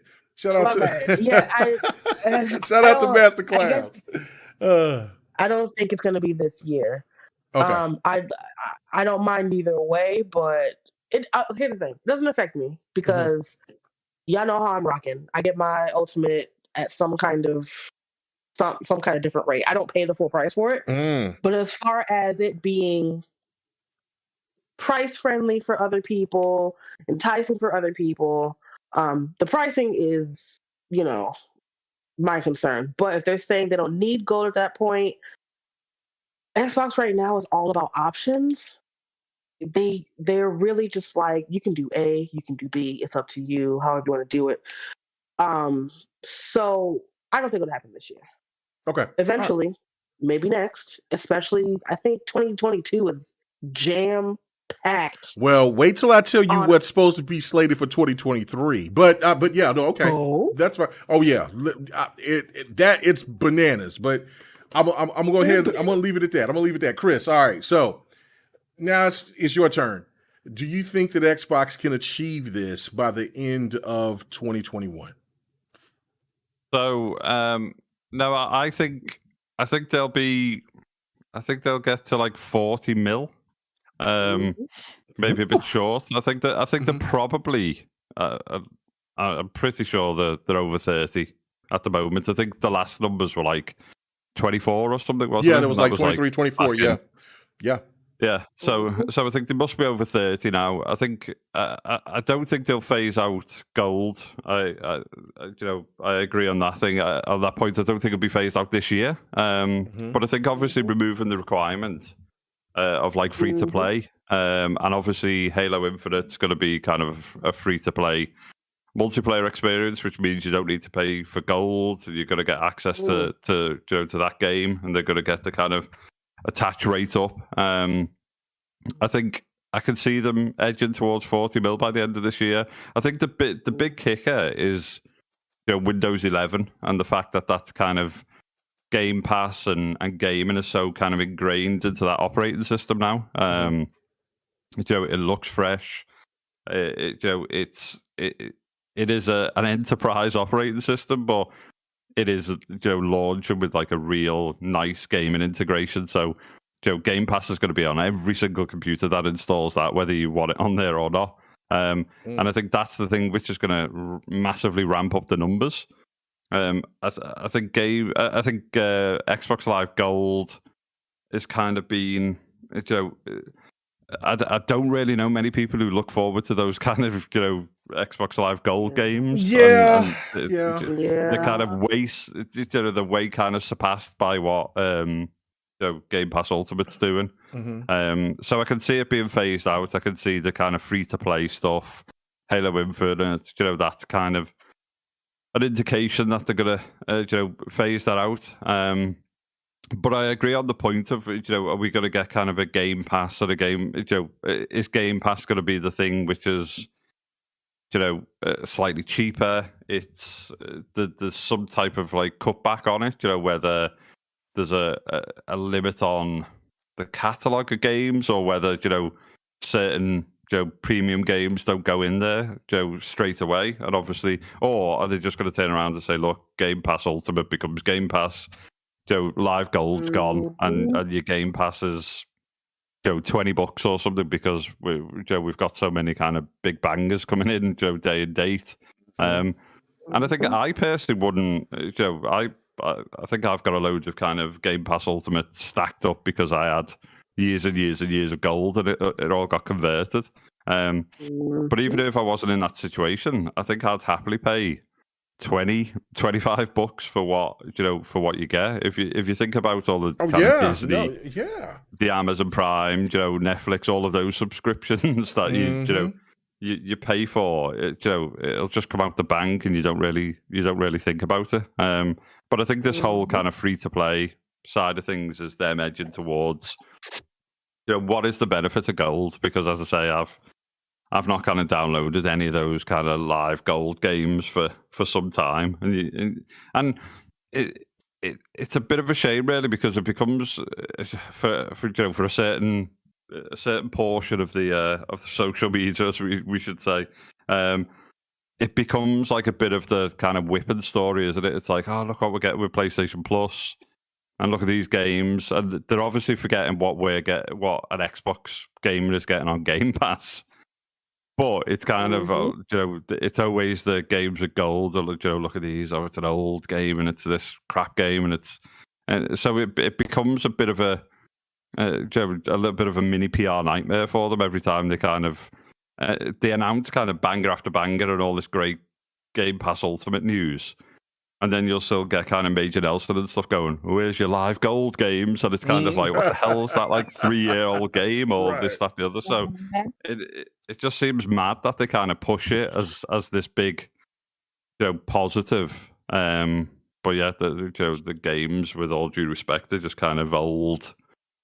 With the exception of one every few months or something, but they're just not a patch on what you get with Game Pass Ultimate. Right. No, I totally agree with that. I myself, I'm never going to ever turn down or dog out free games. That's just me. Like, I mean, there's games that I'm like, that I would look at and I'll see the price and I'm like, But when I see it free, I'm going to download it because, of course, we've invested into gold. Yeah. So it gets discouraging to me a little bit when I see people say, "Oh man, this is so garbage. This is trash. This is this and that." Listen, they're free. You don't have to download them.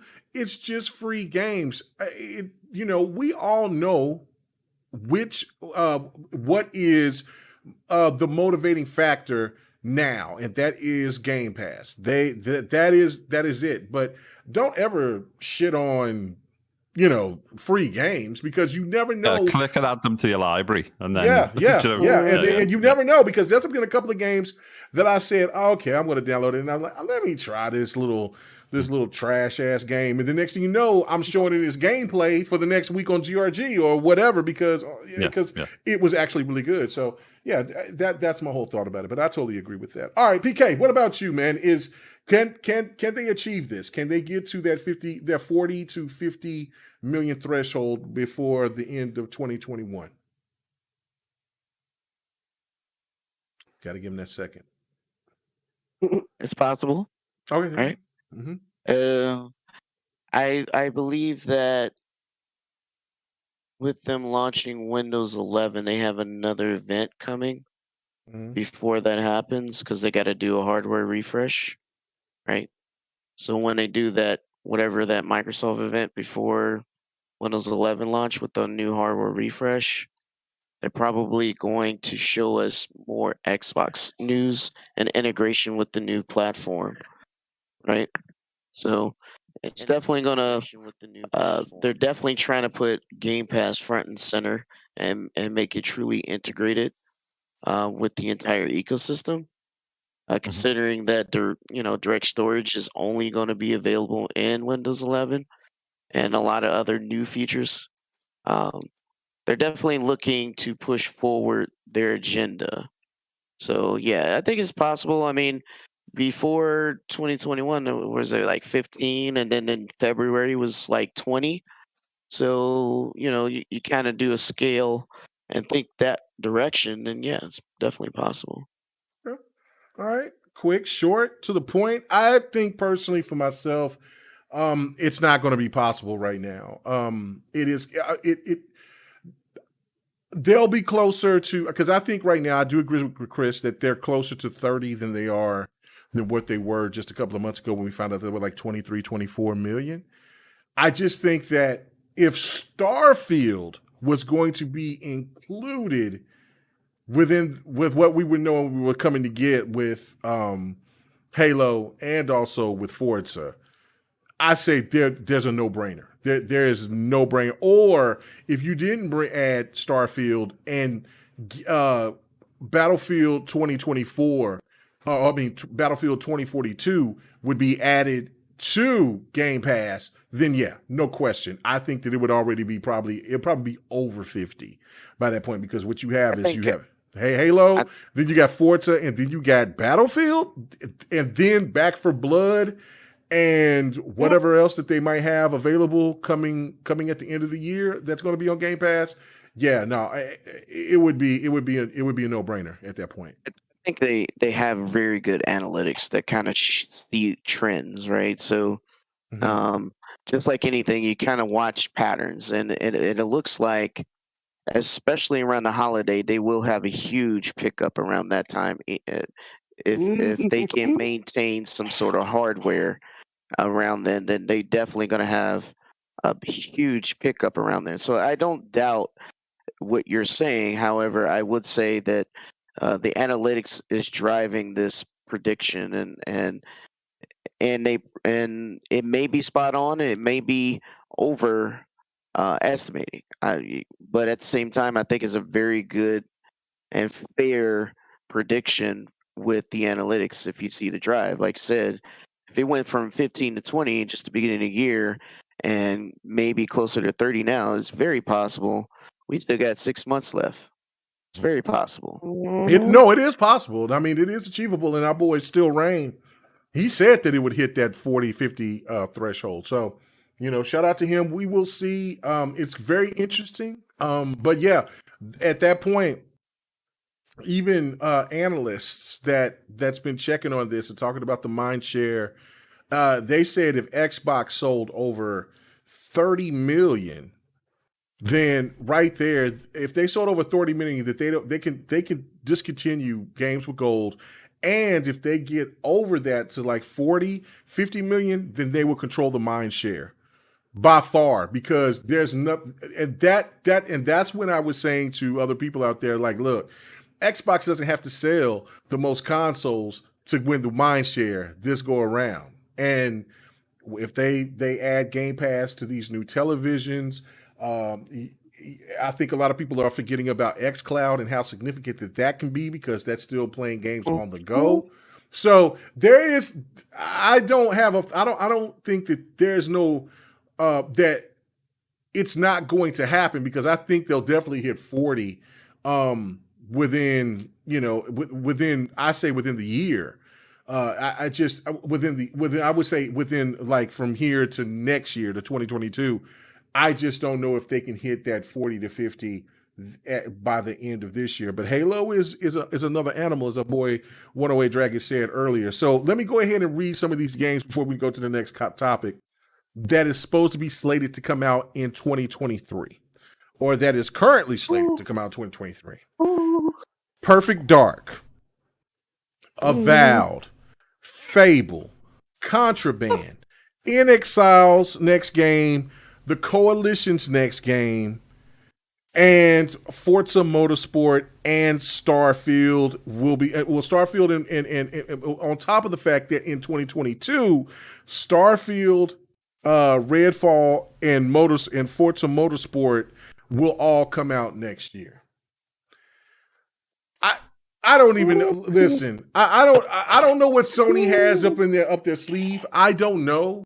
But in 2022, Sony could win the year because of their titles. Because I mean, you got Solarcide that's going to be coming. I don't think a lot of people know about that. That game looks fantastic. They're going to have God of War. They're going to have Horizon Forbidden West. Those are slobber knockers for Sony. But in 2023, what is Sony going to have to compete against the return of Fable, return of Perfect Dark, and then if they drop a Vow too, and then you got Contraband, and then the In Exile game, and then Coalition's next game? Like, I don't see all of that coming in 2023. Something's got to be pushed to 2024. But man, Xbox from here on to the point to when we start seeing a cent drop in the flight simulator, it is go time. It is really go time. So I don't know. Do you guys have anything you want to say about this before we move on to the next topic? I just want to interject real fast. Yeah, my girl over here like, damn. So I just want to interject real fast. Not looking at 2023. Right. That boy thick. I'm not looking at that. That boy thick in 2023. That girl thick. You can say that boy, I'll say that girl. That girl thick in 2023. God damn. One thing that I just want to interject, just to kind of plant the seed and food for thought. Mm-hmm. This is not okay. We all know about the chip shortage. Ain't no chips. It's hard to get these devices. What is happening as far as these numbers? So I feel like we're all in agreement on the panel this evening that 50 is a high ass number. That's a high number. It's a high number, but again, feasible. This is what, honestly, I doubted when they were talking about the cloud. I was like, somebody give a damn about the cloud. What the hell? Take what PK was saying. He was traveling and such. He thought he would use his Switch more. Not shading the Switch. That's just literally the device he was talking about. Just imagine, like, you have an office job, right? That's super chill. You can start up Halo on your break or whatever the hell you're doing, turn it off. Now you're on the subway or the bus, whip your phone out, you can continue exactly where you were. Then you're off of whatever subway, train, what have you. You put your phone away, whatever, you're getting off. By the time you get home, you boot either your system or your PC, and exactly where you left off is right there. That by itself is madness. And I don't think it's ever been done without the actual console being utilized. And that's something that I think is going to really propel it. If we were currently in 2022, I would say yes, 50 is it. But what we're seeing right now is a huge shift in the industry, which, Nintendo's always done something different. That's just their thing. You expect things to be different.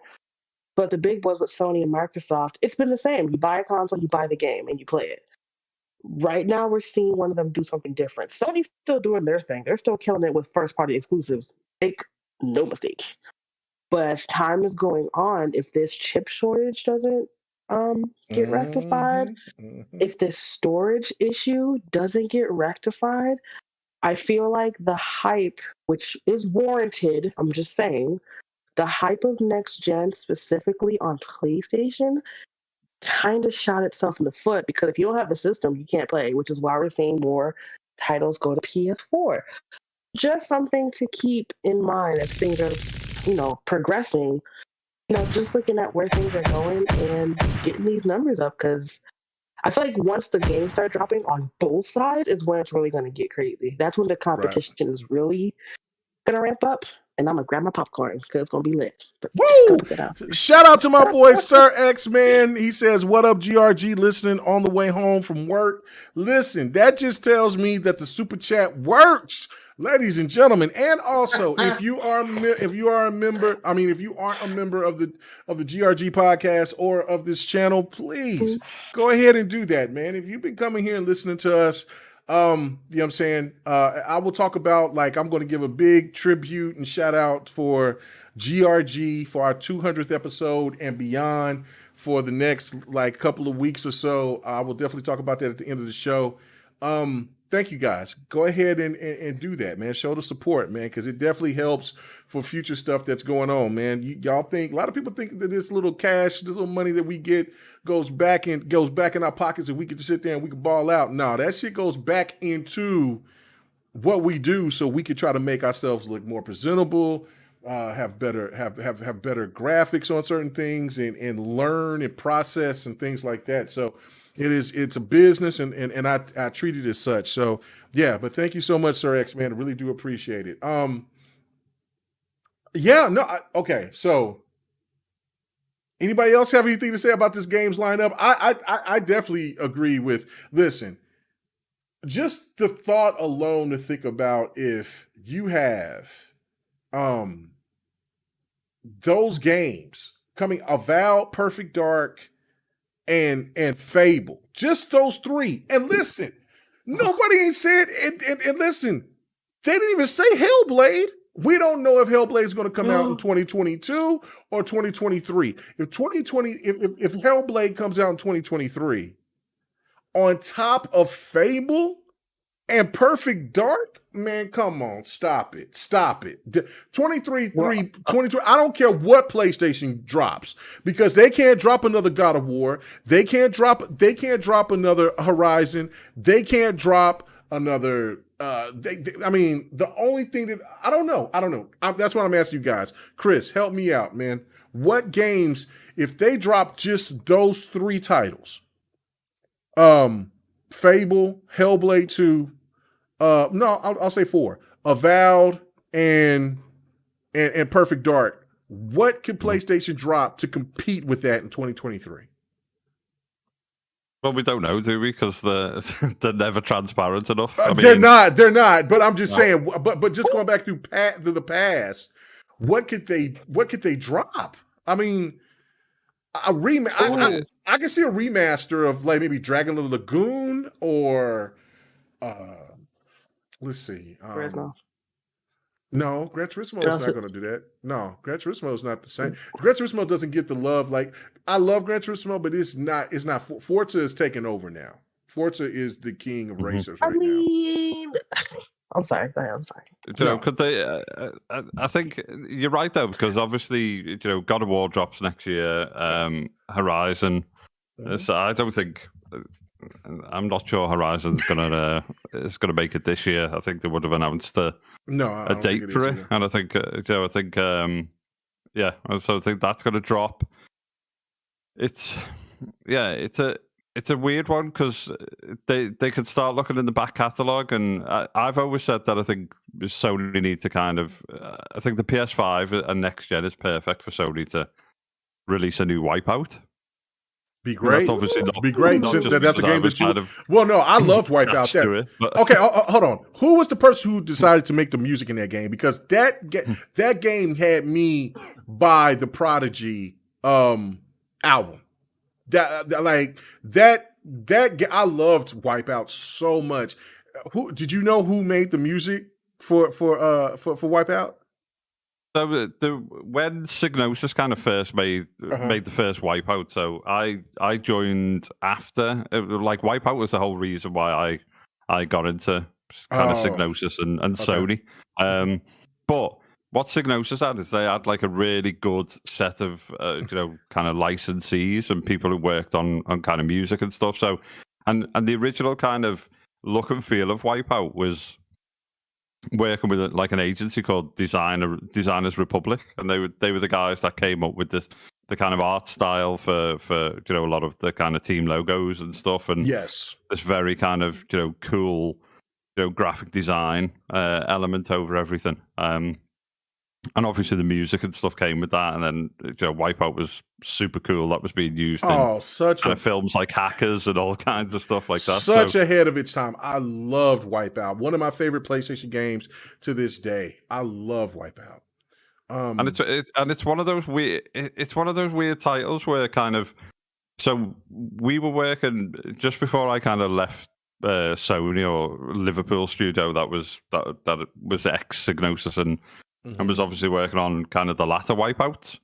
So we were working on like different Wipeout concepts, and it was almost kind of like Sony had kind of changed tact a little bit, and obviously some of these like bigger titles were kind of smashing it, and Sony always kind of look at what is selling outside of the business. So they start looking at kind of like what Call of Duty is doing and what all of these other games that started to kind of sell ludicrous amounts and pushing loads of units and stuff, and then they always try to kind of like chase.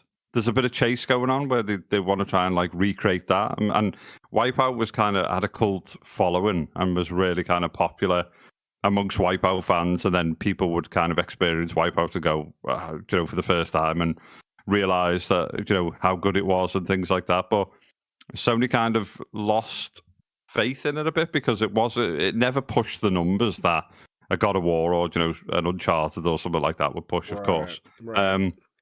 But I think for next gen, and what's the essence of Wipeout, and its speed and those kind of neon visuals and so on and so forth. You can imagine kind of HDR and insane frame rates and stuff. I think now is the perfect time to kind of bring Wipeout back, and a lot of kind of the original developers and stuff, work in various other development studios. One of them being Lucid, who made Destruction All Stars, and I kind of feel for them a bit in that regard, because I mean, it looks great and it's smooth and stuff like that, but it's not.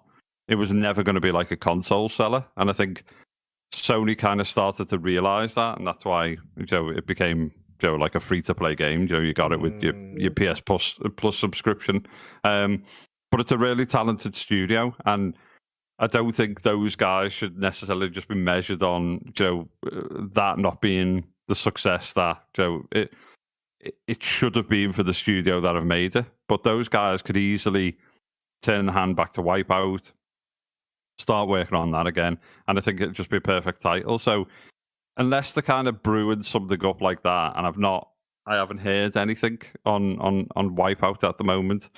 I think it's hard. They're gonna have to kind of look at the back catalogue, and there's been rumours of like SOCOM coming back, and a couple of those kind of older titles which were great. I used to love SOCOM and things like that. So you can imagine that being reimagined. But I think you're right. It's going to be hard to then cope with what Xbox is going to do. Xbox want to release. I think it was Miles Dompier was saying, Xbox are looking to release like a big banger every month or every other month. When they ramp all these studios up. Yeah.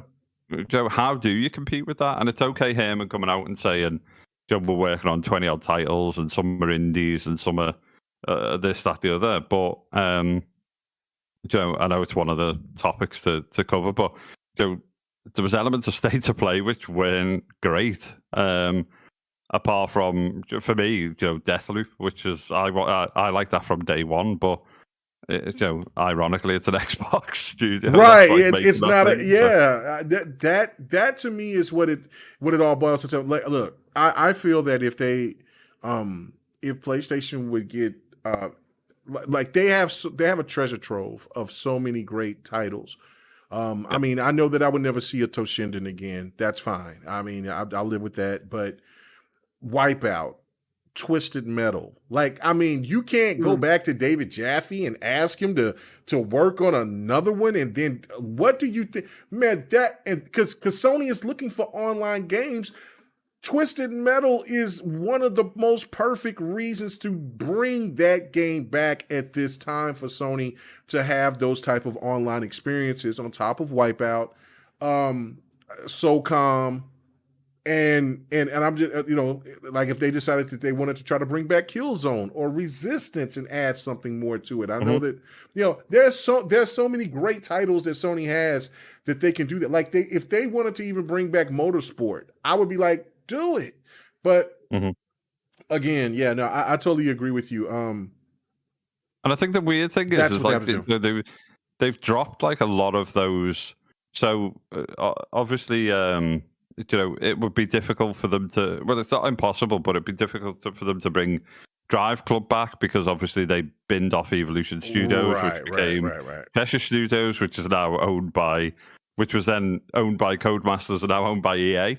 So all of that kind of talent and the pool's gone. Yeah, Sony are going to retain the intellectual property and the engines and stuff like that. But you've lost a lot of talent that could reboot Drive Club. You've lost a lot of talent that they were the former MotorStorm devs, so you've lost that talent and that expertise of the MotorStorm dev. You've lost like the Wipeout guys, and obviously before that we were doing F1, so you can't even use that studio to kind of reboot a MotorStorm or something with the driving background and capabilities. So there's a lot of strange kind of mistake, not necessarily mistakes, but a lot of strange decisions that they made, where Sony kind of put all their eggs in kind of London studio when at the time of kind of the Getaway and stuff. So would Sony kind of reboot a Getaway type game? I'm not sure they would. Well, they may. I'm not sure they would because of GTA.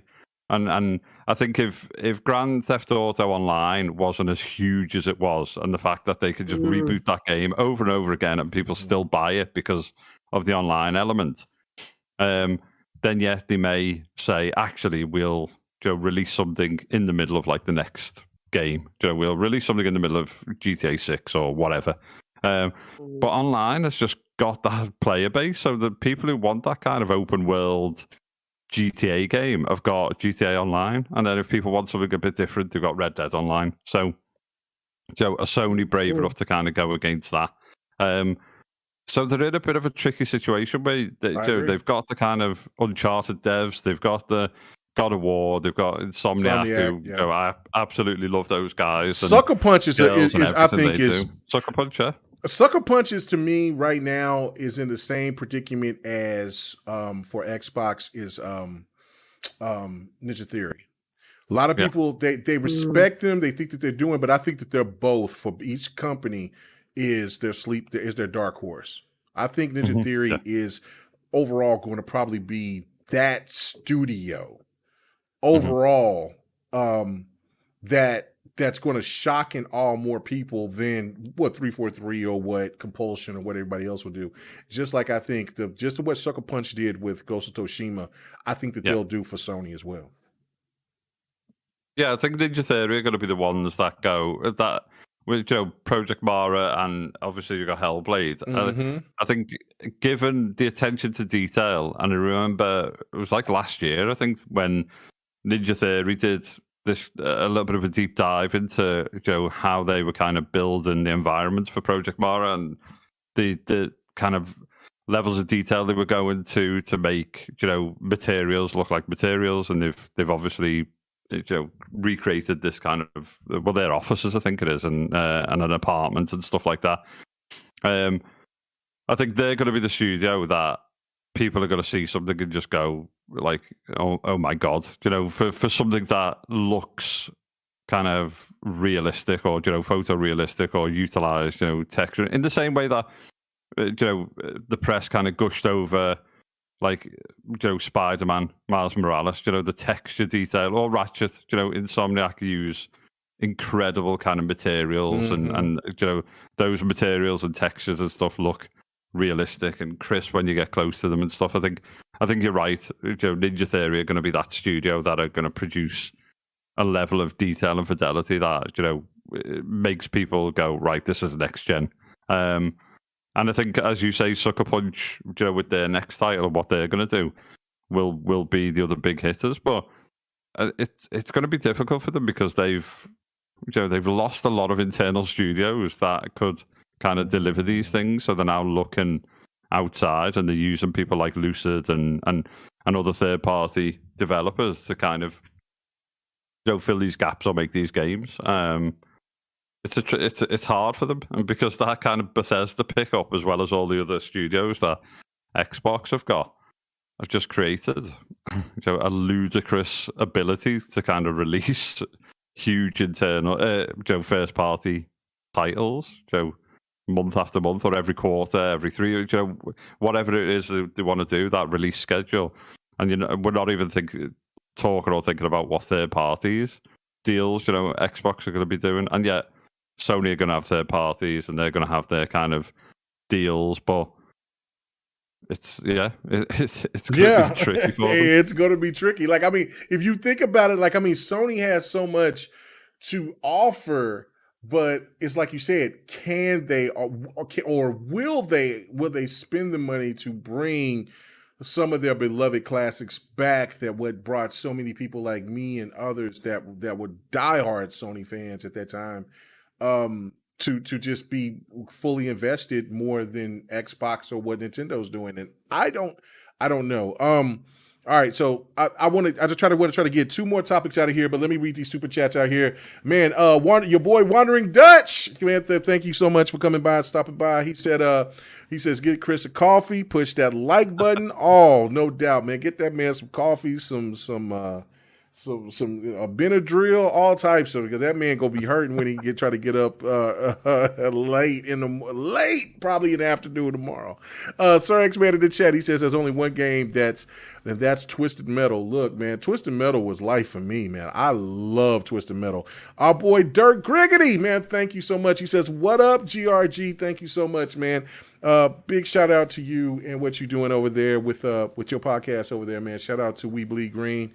And then Sir X Man in the chat, he says, how about a new Colony Wars or Assault Rigs? I mean, look, that'd be great. I do have to read this for future generations. And he's saying this, where he says, Fable, Hellblade 2, Perfect Dark, Indiana Jones, Avowed, Elder Scrolls 6, Forza Motorsport, State of Decay 3, Coalition's game, Compulsion's game, Contraband. Did I miss anything? Yeah, you missed NXL's game. Listen, people better stop sleeping on that studio as well. If you have not played, and see, that's a damn shame because I'm over here playing Stale Innocence. No. The NXL, oh, sorry. The game that I've been capping for months, and I can't even think about it right now. I can't even think of the name right now. Oh my goodness, it's the top-down RPG. So good. Hold on. Wasteland. Thank you. Yeah. Golly, that's bad. People better stop sleeping on that because because I beat that game and I'm finna jump into their extended stuff. And then on top of that, like this is supposed to be like a AAA game. Like this isn't going to be looking like what you see from Wasteland. This is going to be like a big time futuristic, punk. Yeah. What is that? The future punk style, kind of like like steampunk future style, like what you see with cyberpunk. Like, man, with their storytelling and what they can do with a budget. Man, y'all better watch out for that. But anyway, there's a lot of stuff coming. It's going to be beating people over across the head. Thank you. Master Clown says, he says Wasteland is no joke. Yeah, got a new respect. Thank you, man. I beat that. Listen, I'm gonna just tell y'all my ending, so y'all know that I'm not frauding the public because I couldn't think of the name. What my ending is that I took my people back to Arizona to give the food that was the whole reason why they needed to go. And so they went back and then they did, and so I made them do that. And then everything was fine. Colorado was still cool, but I wanted to stay a little bit because I thought that I could really set a precedent out there in Colorado.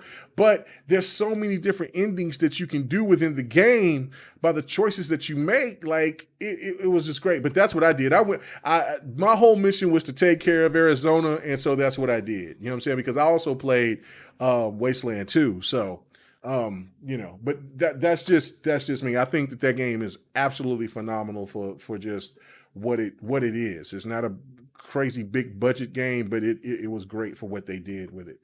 All right, so two more topics, and then we're going to get out of here, guys. All right, so PK, I'm going to come to you first on this. I ain't forgot about you, brother. So let's talk about State of Play. So PK, what did you think about State of Play? It was okay. Just showed some games. Come on, man. Now, I know that there were some games that would make you say, look, I'm finna buy me a PlayStation 5. No, there's no games like that. Come on, man. But I am excited for Deathloop and Sifu. Sifu looked amazing. But not enough to buy a PlayStation 5. I can wait for that. And whatever comes on PS4, hey, it's still sitting there. I ain't worried. But there's nothing to make me feel like I got PS5. Remember, I just built me a gaming rig. There's nothing in PS5. So you telling me that you would rather spend $350 on a Nintendo Switch OLED than buying a PlayStation 5 from after watching State of Play? Is that what you're trying to tell me, low key? Telling you that there are games on a Switch that I'd rather play than anything on a PS5. And if you look at my hours, for a fact that's true on every game on a Switch. And that includes on Xbox. Remember, I put up 67 days of PSO. You don't remember that? But that's added to everything that you played within PSO. Everything Come I on, play. man. There's nothing that's on all the PSO. PlayStation. That's not the PSO that just came out. That's the new Genesis. That's PSO overall. So yeah, you killed me in those numbers.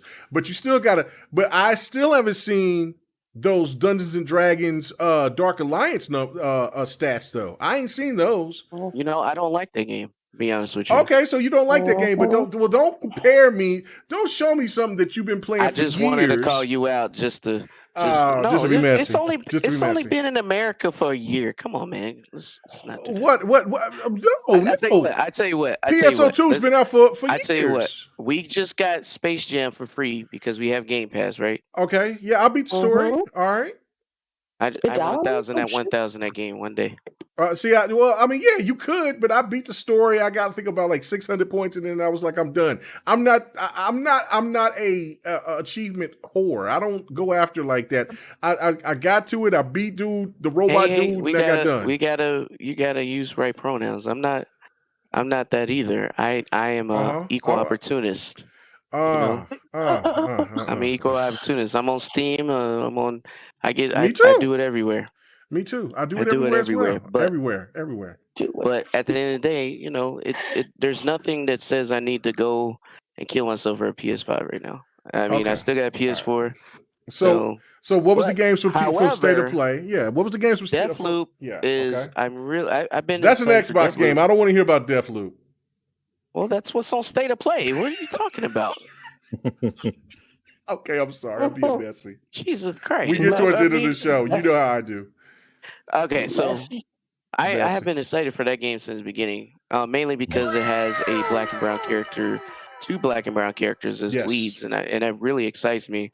Right. I am always down for the cause whenever there's a minority lead in the game. Shout out to Forsaken that the PlayStation showed earlier from Square. So that is going to be dope. And it does have a minority lead in that as well. So Deathloop it seems like it's going to be a fun game. Seafood just looks like a fun game. However, I'm starting to question as good as it looks like it's fun. I'm trying to figure out what kind of game this is. Is this really a beat 'em up, or is this more like a you gotta win this or start over kind of situation? With a beat 'em up element? Yeah, you get what I'm saying? Like that's what I was like. I was wondering. That's a good shout though. Yeah, but outside of that, I think it looks great. I'm not really into the what is it?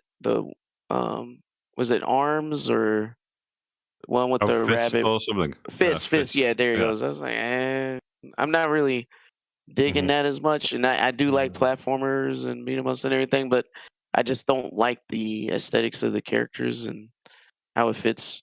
But I'll still give it a shot. Just see what happens. They didn't show the game I'm really interested in, and it's that I forget what's got Koi or something. What is it called? It was they showed it the last day to play. I'm just gonna try and find now because my brain's not working. It started with a K, I think, but I can't remember. Yeah. What was the game about? It's hard to explain, but it looks amazing. Okay. It looks amazing. It's my kind of game. I love platformers, beat 'em ups, fighters, FPS, things like that. I'm not really into I won't say I won't try them, like Western style RPGs, because I will. I just don't like all of them. I prefer the JRPGs, and that's just preference really. But outside of that, I will try them. I won't say I hate them or anything. And I won't say that every JRPG is everything either, but it's just kind of a preference. You kind of did though. That's how I took it. But was okay. Okay, all right. I mean, there's Western style RPGs I do like. What are you talking about? I'm just giving you hell. Don't worry about it. But you always giving me. And look at the chat giving me hell. It's okay. I love you guys out there. Brother, man. I mean, you know what I'm saying? Y'all can definitely give me the smoke. I'm cool with that because it's Friday and I ain't got nothing else to do. Yeah, so unless you want to get that head beating Guilty Gear again like you did last week. First of all, you ain't beat me, okay? Well, wait. Hold on. What? I didn't do what? You heard me. No, I heard you. But hold on. Wait a minute. How did that end up? How did it end up to where PK is as smooth and calm and composed at this moment? But when we were playing, there was cussing, fussing, and because you couldn't stop what I was doing. Yeah, we were training, but you couldn't beat me. You had it. You thought you had something, and then you came to it. Come on, man. Let me tell you something. Come on, man. You can do this, and I will stream it and record it, and whatever you want to do. Fight night Sundays, I will make sure I sent you a message so you can get these hands right now. Oh, you talk about it in Smash? Yeah, you'll whoop my ass in Smash. You got way more experience in Smash. Soul Calibur, I've improved. But you know what? I don't see you in Tekken. I don't see you now. I think Guilty Gear is now my game because the way that I thrashed you. I mean, listen, bro. You're a beginner, sir. Okay, am I a beginner? Okay. Yes. I did save those numbers. I think overall, like the matches that I won and you won, it was like 58 to like 28. What are we talking about? And listen, you can take a 20 out of that because we was taking, you know, we was practicing. I was trying to learn my character because you wanted to learn how to fight that character.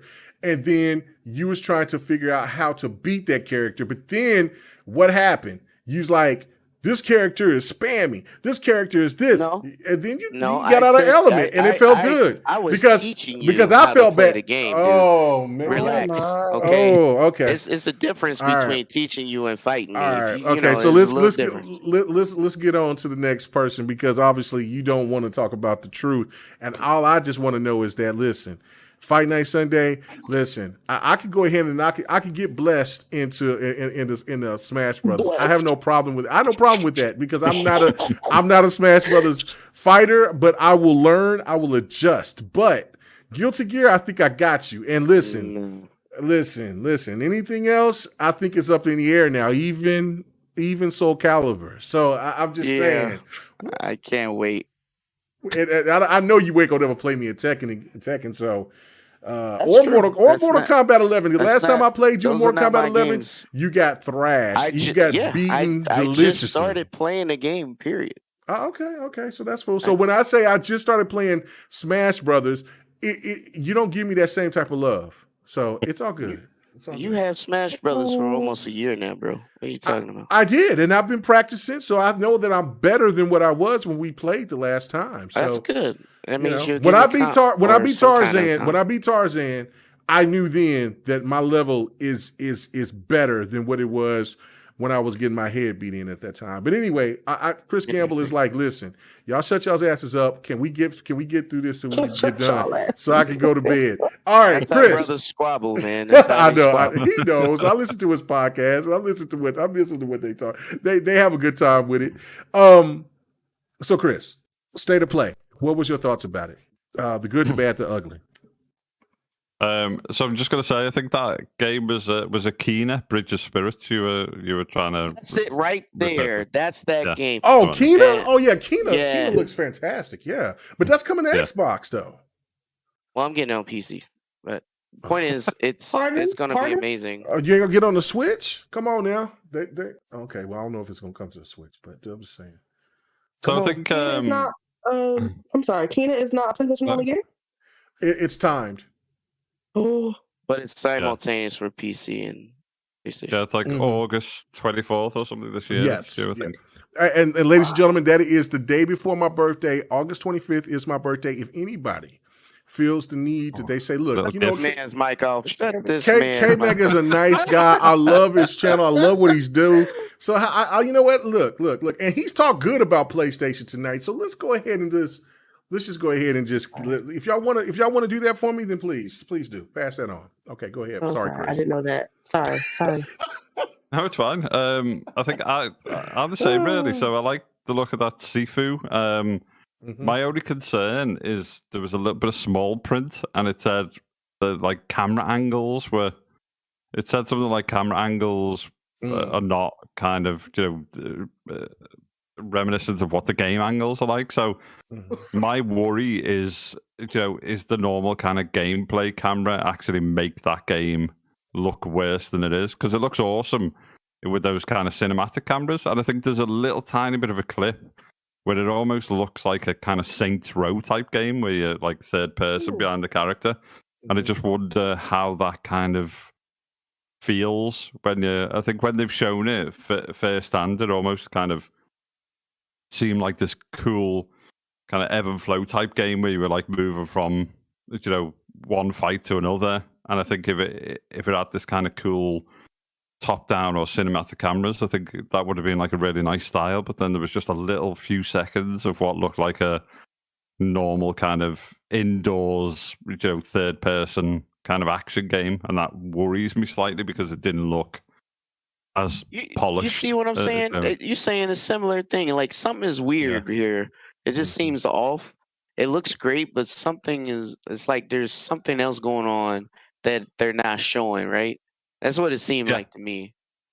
And I think it may just fall foul to one of those. It's one of those games that kind of doesn't look its best in the view that you play it, but maybe the combat looks good. So if the combat's kind of really tight and works nicely, then I think it could be good. But yeah, it doesn't. I'm always a bit worried when they say they're kind of using a cinematic camera or a non-in-game camera, because you just think, well, are you embarrassed? Does it not look as good? Does it not kind of get its style across or something? So that's the only slight question mark I've got, but absolutely want to play that game. I think obviously I'm the same. As soon as I saw Deathloop, it was something that I wanted to play, but it's obviously I like Arcane stuff with Prey and Dishonored and things like that. So that just looks like an awesome game. But yeah, we get it on PC and Xbox next year or whatever. I think it's timed exclusive to September 2022 or something it said, I think. But other than that, I think the biggest takeaway is like every other game was kind of PS4, and it just brings me back to kind of Jim's like we believe in generations comment, and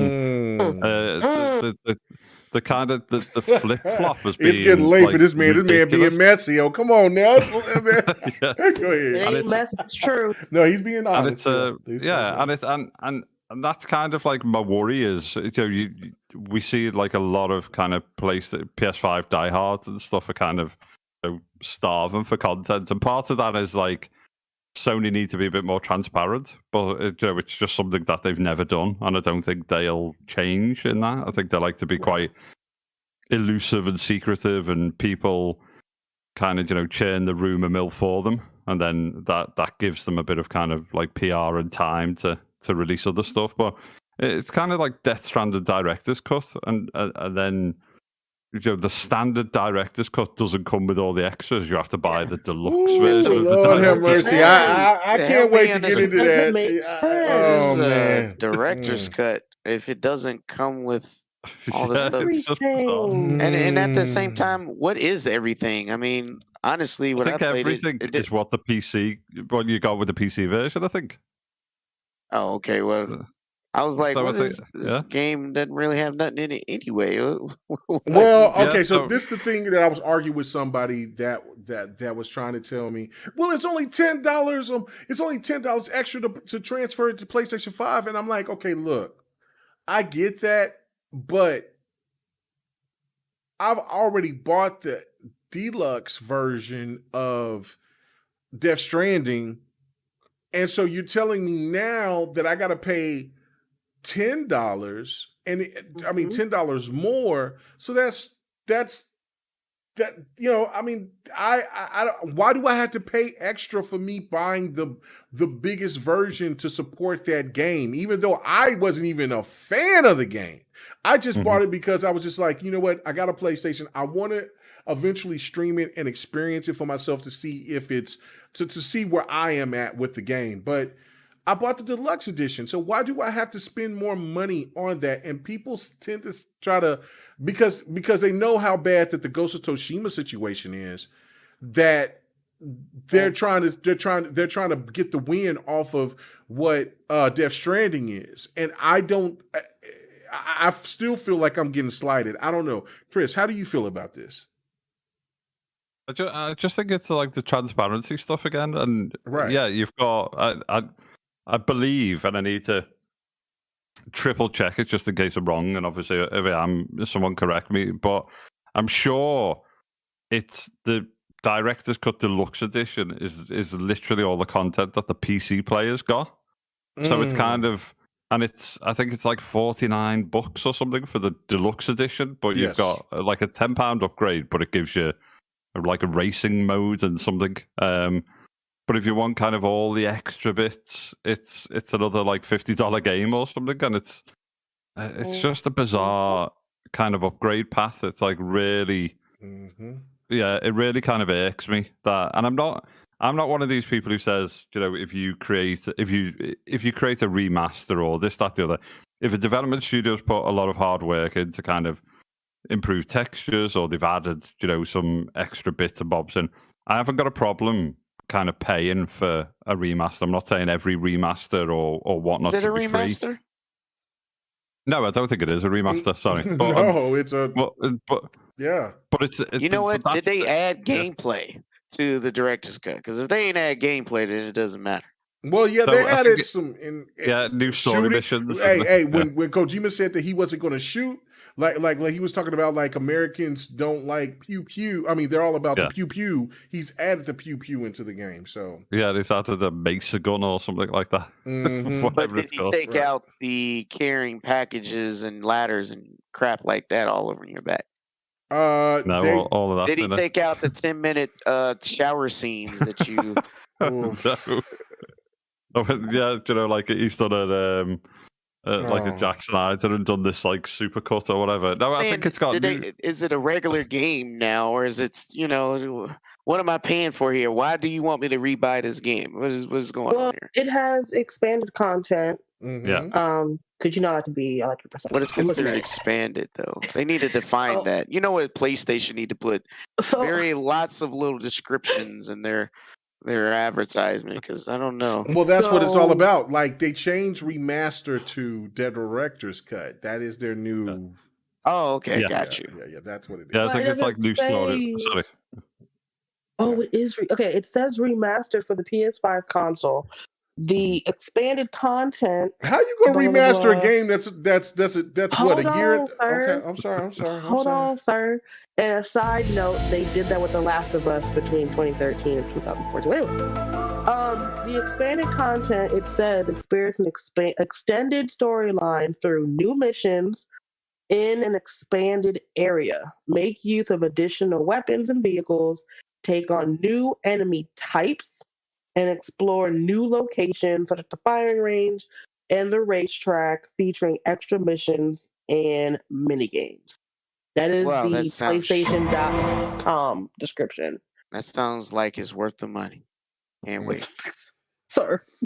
Listen, you know I like to emphasize. That is the actual description. It has the PS5 features. It has the haptic feedback, the adaptive triggers. That what trips me out more than anything, right there. Hold on. Listen.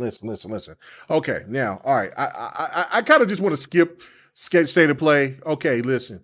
It is what it is. It's great. Hey. I want to just want to get to the last part of this topic, because my man needs to go to bed. But I gotta say this. I gotta go on a baby rant. I'll be very brief.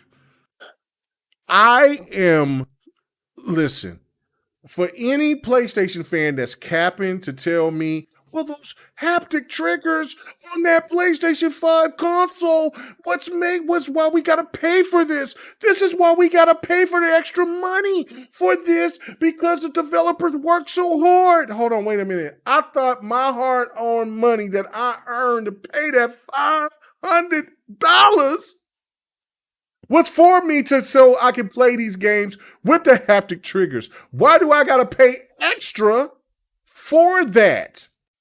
That's what's tripping me up. That to me is such a slap in the face to me. It's like, and if Xbox come and try to say, oh yeah, because we got these new type of controllers, they feel great, they feel good, yeah.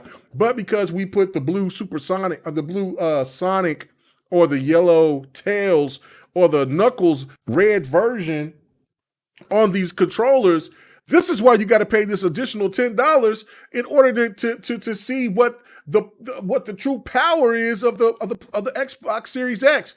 I'm going to be saying to Xbox, you go straight to hell. I'm going to be playing my games on PC or somewhere else. No, listen, why do I have to pay $10 when I've already paid $500 for your console to get that? Why are you telling me that a game that should be premium fee, sir? That's the only way you feel that's like. This greatness has been awaiting. Okay? No. Greatness has been awaiting. No, brother, no. Oh hell no! No, I'm not feeling it. I'm not feeling it. But anyway, that's my little quick rant on that. I found it to be egregious. Listen, I'd rather Sony just say, look, man, we just want this extra bread. We just want you to pay this extra bread so we can do what we need to do. That's in so many ways. Then I'm like, I know, but I'd rather Sony just come out and just say it like a champion. Because you know what? Because you know what the PlayStation fan base would say? Listen, Sony's so confident, makes you a better and gamer. they know that, you paying this extra money makes you a better gamer. And they will fly with that because that's what it is. And Sony got that clout to do it. Hey, man, Friendly Blue Shell, my boy Friendly Blue Shell, thank you so much. He says Sony for the payers. Absolutely. I am disgusted when I see something about The Witcher 3 that's going to be adding extra DLC, and I understand that CD Projekt Red is in a precarious situation because they have to try to save face because of what they did with Cyberpunk for the older consoles. I get that, but with The Witcher 3, which, listen, beloved, won Game of the Year awards and everything like that, they're giving out their content for free. That's what you expect from somebody. Listen, if Sony was 2K games doing this like they do with Grand Theft Auto or NBA 2K or something like that, I get it. But they right do that with GTA. Are you kidding me? That's what I'm saying. If Sony was 2K games, I get it. And people hate 2K games, but Sony's doing the same thing as 2K games, but those people don't hate Sony or going out and trying to tell people that Sony is out here disrespecting your hard-earned dollars for the $500 plus that you spent, or maybe if you was one of the lucky ones that got the $400 version, that your haptic triggers shouldn't be included with with the version of an old game that came out last gen? Are you kidding me? Okay. Like I said, didn't they do that with the Vita and sell a console without a memory card and tell people they had to buy a memory card to play to even just play the game, not even save, just play the game? You need a memory card, those memory cards were three times as much as a typical SD card would cost. You're right. They were ridiculously expensive. It's ridiculous. Okay, so let's get off of State of Play. I'm sorry for anybody that skipped. Let's just get to the last topic so we can get out of here. Okay, so or State of Play. State of Play. I thought. Listen, there were some games that I would definitely play on State of Play. Trials of Midgar. I thought that was a cool premise. I seen it at E3. 10-player co-op. I mean, that sounds amazing. The game looks fun. That's what it's all about, is having fun. I would definitely play that. Deathloop looks cool, but I can wait until next year for that. Kena, I'm surprised Kena was not shown. I don't know why. Maybe because of the rumors of Sony's going to be showing having an event coming up here pretty soon. So we'll get a chance to see more of that. That game looks absolutely fantastic. But everything else that they shown from Sifu on it, those games look great. I'm not into VR. I don't care about the iHerpes machine. I you know what I'm saying? For people who love the iHerpes machine, great. I commend you. I'm not paying that much money for a peripheral that I'm only going to probably use once or twice in my peripheral? You talking about the PSVR from the PS4 area, are you talking about the new one? Either one. Because either one. The people who bought the old one is pretty upset. Right. The old one don't play on the new console. But either one. But at least they showed that there was some new games coming for PSVR. But and then there was this one game that really looked dope, but also that's a game that reminds me of something that's on PC that's called Necropoint or something like that, I believe. Hold on, let me look right fast to see if I can find it in my thing, because I'm looking right here. Can't find it right now, but it's I think it's released on. It might not be released for PC yet, but it's still the same premise where it's a fighter that has battle royale-esque tactics to it, and I think that game was something Legends that looked pretty cool. I thought that but that's going to be free to play for PSN gamers, which I got it on. You know what I'm saying? I still got my PlayStation 4, so I'm going to definitely download that and play that. That looks awesome. But other than that, no, there wasn't any games that I seen that screamed I need to buy a PlayStation 5, but there were games that I wanted to play. So last topic, I gotta talk about Assassin's Creed. Okay, I'm going to ask you guys this question on the last topic. Okay, I think the Assassin's Creed topic is important, but it might not. There's also a topic that I've been wanting to talk about for the last 2 weeks, which is talking about, and this is coming from my brother Fame2K, about Hive Busters and how people haven't played that game. So I'm going to ask the panel, which one would you rather talk about? The Hive Busters situation or Assassin's Creed Affinity? So I'm going to start with you. Creed. Assassin's Creed. No. Assassin's Creed for you. What about you, Chris? Which one, Assassin's Creed or Hive Busters? Yeah, I'll speak about Assassin's Creed. Okay, all right. PK, I mean, it really kind of doesn't matter, but go ahead. What you like? It doesn't matter. No, it does. It matters. It matters because you heard that. It matters. Well, because it's 2-1. I'm the host. I can't make the decision. Which one would you rather talk about?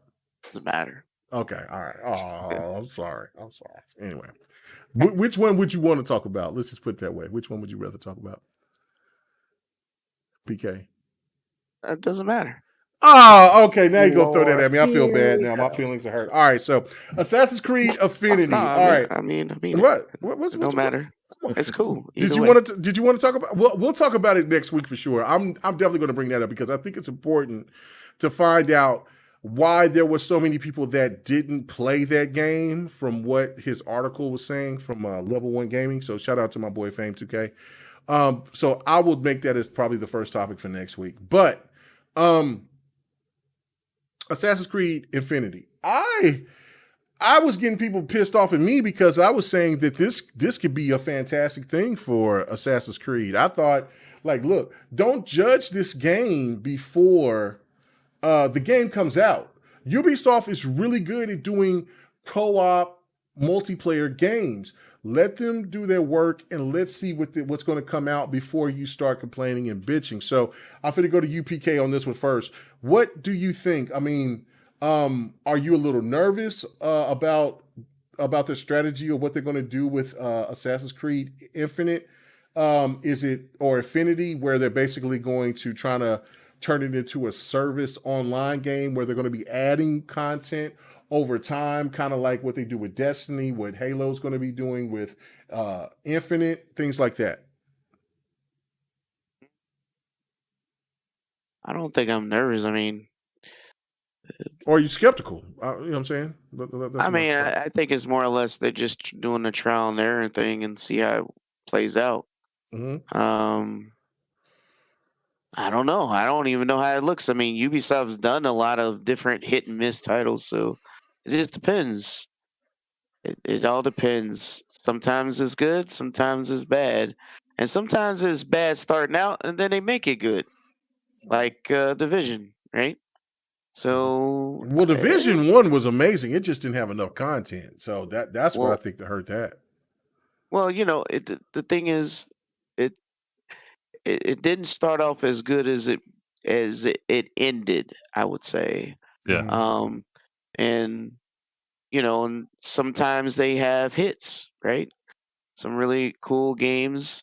Sometimes they have misses, like what was that, Hyperscape or whatever, So I don't know. We'll just have to see how it plays out. Do they put the A team on this one, or is this more like a Fallout 76 situation? I don't know. We'll just have to see. I'm not gonna say will it replace Assassin's Creed. I think that's the misconception. I don't think it's gonna replace. I think it's more like something else to have that they're working on. Okay. All right. What about you, Chris? What is your initial thoughts about this? I mean, are you even a Assassin's Creed fan, for one? And is this something that you think that Ubisoft is smart for them to move forward, or is this something that you think that's gonna hurt the franchise overall? I think obviously I never like to discount a game before we've even seen it or it's been released. Right, So right. I saw like a lot of polls out there, and people were kind of like hate the idea, and it was kind of universally received in a negative way. But for me, it's kind of there are elements of Assassin's Creed games being a bit of a live service game with like in the sense that kind of like your screenshots are shared and people see them around the map and stuff like that, and then obviously the content that they kind of like release. But I think Ubisoft have kind of turned around, haven't they? A good few months back or even last year, and said that they wanted to move more to these kind of games as a service. So you look at Rainbow Six and the way they've kind of like moved that on and how successful that's been. So you can see why they're moving in that direction. And I think if we're getting kind of like an Assassin's Creed every year, which we have been doing, then it could just be an easier way for them to kind of manage that. So they release an engine or a service which is kind of universally contains the meat of what it needs to contain, and then they can release these kind of they could have released like a Viking setting, Roman, this, that, the other, and all kind of drive it from like the Animus, and have their kind of GTA Online, if that's what they're trying to achieve. I'm not sure whether we don't fully know whether this means it's going to be a kind of living world where everyone can kind of run around and almost kind of like interfere in each other's stories in different instances in a as I say, in like a GTA or a Red Dead way, or is it game as a service, just allowing people to be in kind of a universe that may be a bit of a hub, a bit like Ghost Recon or The Division, and then actually you go off and do stuff on your own or in a co-op manner. So I'm not sure we should kind of kill the idea before we see what it's going to be. And I think they've got the two kind of Assassin's Creed studios working together on it. So I think they've got, is it kind of Montreal and someone else working on it? Yeah, there's two different studios. I can't think of the other one. Yeah, but it was the same thing that they did with Division 2, I believe. Yeah. Mm-hmm. So yeah. So they've got two big, they've got two of the big studios. They've got loads of talent working on it, and yeah, is it a way of them bundling and getting us access back to kind of Victorian times and the kind of like Black Flag and the pirate stuff, and it just could be a nice way to kind of drop in and try different content without them saying, right, you need to download Valhalla, then you need to buy this game, and you need to buy Unity and so on and so forth. So it may just be a clever way and an easy way for players to kind of digest Assassin's Creed as a service. But to me, it doesn't necessarily mean that we're all going to be kind of running around in the same instance and affecting each other's story and stuff. There may be a bit of that, but yeah, I think a lot of people, react negatively to change a bit too quickly before even seeing what it's all about, really. And I totally agree with that. Big shout out to Curie.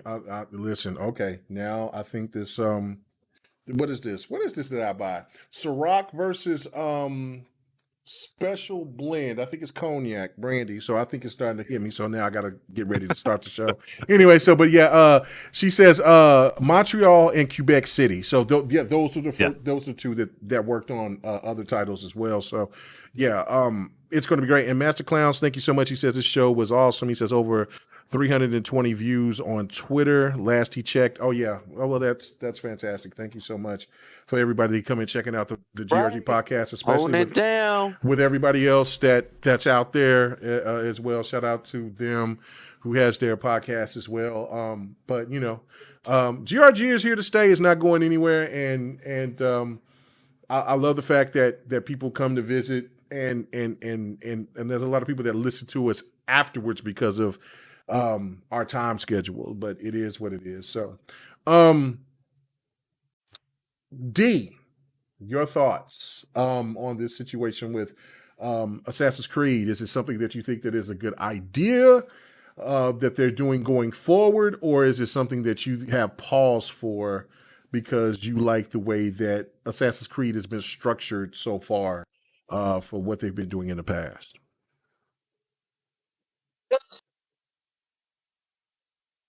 I'm going to preface this by saying I've been an Assassin's Creed fan since 2008. Mm-hmm. And I regret to inform you, I'm going to be that person y'all are talking about. And the reason she one of those. Oh. And it's so let me get my girl with the blades. Go ahead. I'm not sitting here like, oh, this is going to suck. It's going to be trash, blah, blah, blah, blah. I'm not saying that. My problem is, personally, I'm not saying, just personally, Ubisoft has been extremely disappointing as of late for me personally. They, like I said, they released an Assassin's Creed game every year from 2009 to 2015. They took a break in 2016 because sales for Syndicate were such shite. And then they rebooted it, whatever you want to call it, for 2017. And I thought things were going well. Like, okay, y'all redid it. Y'all got some RPG. But then Odyssey came the very next year. And then they took another break, I want to say. They took a break in 2019. And then Valhalla came out. And it's just... me personally, I don't want to say I'm not a fan of the series anymore, but I'm no longer a consumer of the series anymore. The reason why I say that is because it felt, Odyssey felt copy and pasted to me. It was huge. They pretty much took out cutscenes from Origins to Odyssey. There wasn't a huge jump. I was seeing promotional stuff for Odyssey, and I mistook it for Origins, because Origins has Greek-style architecture in it. It just didn't warrant that $60, that $200 for the collector's edition. Valhalla, they were like, yo, we're going to make everything be lighter. We're not going to make it as big. We're not going to make it as bloated. And now they're like, hey, this is the first time we're supporting an Assassin's Creed game for its second year in a row. And I took pause and I was like, why are you proud that this is the first time you're supporting your game for a year after its release? So that kind of rubbed me wrong. But they're adding more shit to Valhalla. And I'm like, of course, at a price. It's just like, I don't know. I don't know. They said they listened to their fans as far as we don't want another game with collectibles and viewpoint and like all these things you have to do. And they were like, okay, we're going to make Valhalla smaller. But now they're adding to it. So if you want the entire game, you have to pay and it's bigger than Odyssey was after they said it wasn't going to be as big. So I don't know honestly what's going on over there, because they're like, oh, we're listening to you guys and we're taking your feedback and all this stuff. If that's the case, where the hell is Splinter Cell? Where's Rayman? Yeah. Where the hell is Beyond Good and Evil 2? If you're listening to your people, where are those things people are asking for? So Chris brought up a good point where Rainbow Six Siege is being supported. That game came out in 2015. Not a problem with the game having a life, but are they trying to go for a Red Dead situation? Are they trying to go for a Grand Theft Online situation, a big world? And nothing's wrong with a game being supported. But Rainbow Six Siege and Grand Theft, well, let's call it Rockstar. Rockstar online games, to me, genre-wise, have nothing in common, which is fine. You might shoot, but, there's not... The format is different, but the only thing those two, things have in common is money. I feel like since 2014, when Destiny came out, everybody wants their hand in the pie of this live service. We continually support it. Whether it's Destiny, whether it's Anthem, Fallout 76, everybody wants their hand in the pie of this continual. We do a battle pass, we do a season pass. You pay us continually after you pay the entry fee of $60. I don't know if anybody else has played Assassin's Creed on the panel as much as I have, but Assassin's Creed is very story driven. I have. Sure. I'm a late adopter, but I have. But go ahead, continue. And that's please. that's totally fine. You have sequences. Yeah. You have cut scenes. When they did Odyssey and Valhalla, and it was just like choice of dialogue, I was like, how can it be story if I can shoot? I don't know. It just struck me really weird. Mm-hmm. So I'm not saying it's going to be trash. I'm just taking major pause. And after I did buy Immortals, but that I had to put down because there was just so much stuff to do. Then my dumbass bought Watch Dogs Legion at full price. Quickest uninstall I've ever had in my life. And I'm just like, I don't know what's going on over there. You didn't like Watch Dogs Legions? No, I didn't. Oh, okay. No. I mean, that's fine. I bought it, but I haven't played it thoroughly. I only just played like the first 30 minutes, and that was it. I'm gonna tell you like this. Watch Dogs Legion, the Watch Dog franchise, reminds me of Saints Row, and the reason why I equate it to that is because, like Watch Dogs 2 and Saints Row, the only people who have told me personally that they like the third entry did not play the second one at length. So when people were like, "Oh, I love Watch Dogs Legion," did you play the second one? No.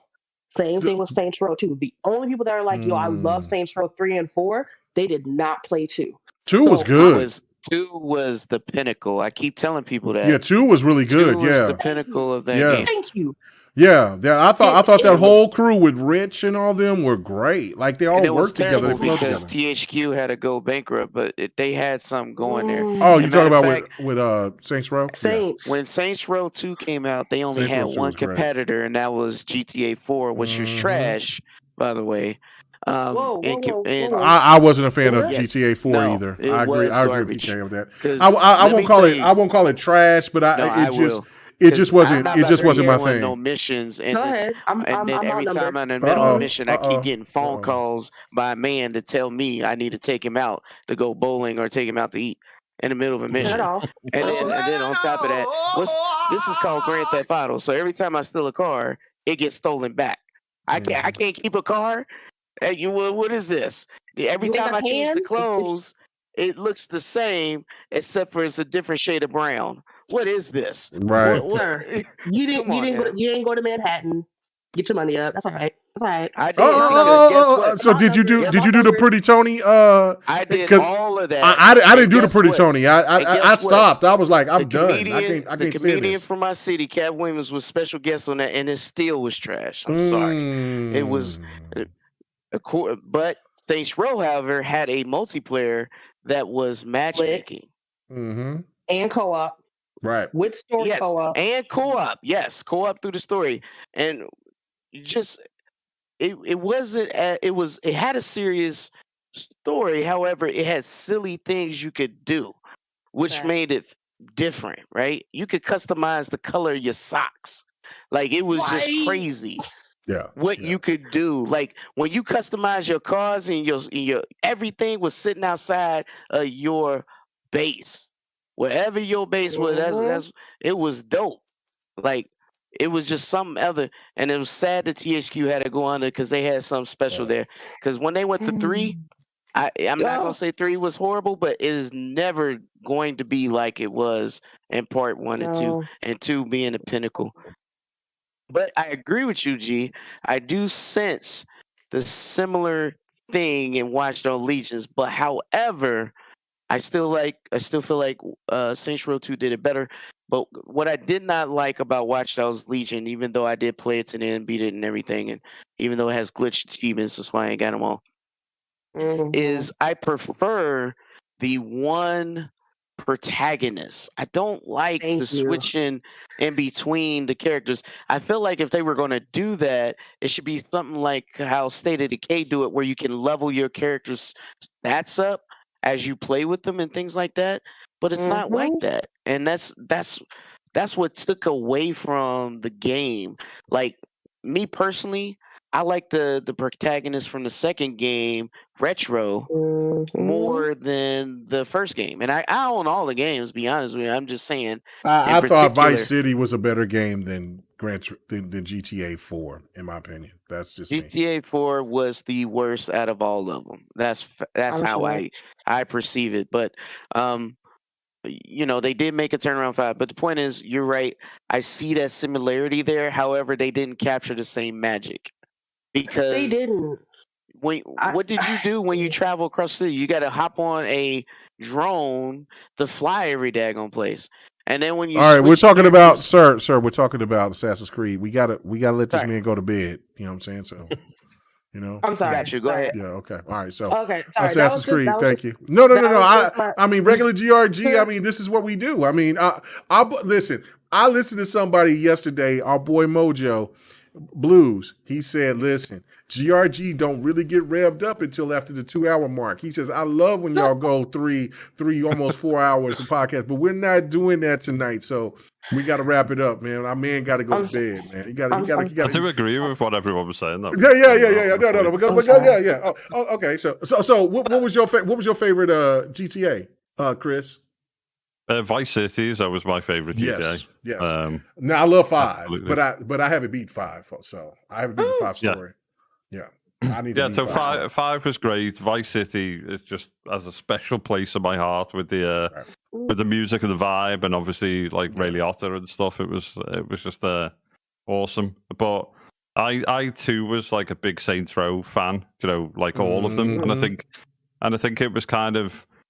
The OGs and 2 and stuff it was just like a unique take on the kind of seriousness that GTA was trying to be, but like the story and everything was just spot on. The over the top kind of combat and as you were saying, customizing your characters, your clothes, your cars, and all the colors and stuff like that. So I'd love to see like the original come back if it ever did. But yeah, it's like all good things that you enjoyed disappeared. Voice actors, I think.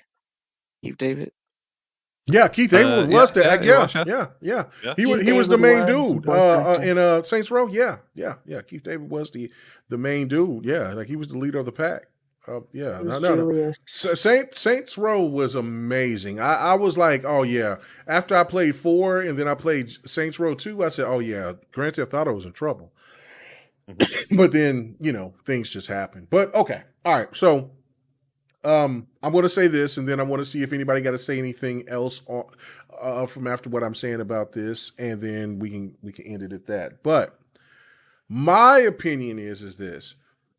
I see so much potential with this because like I was telling D and everyone else, I'm a late adopter to the older Assassin's Creeds.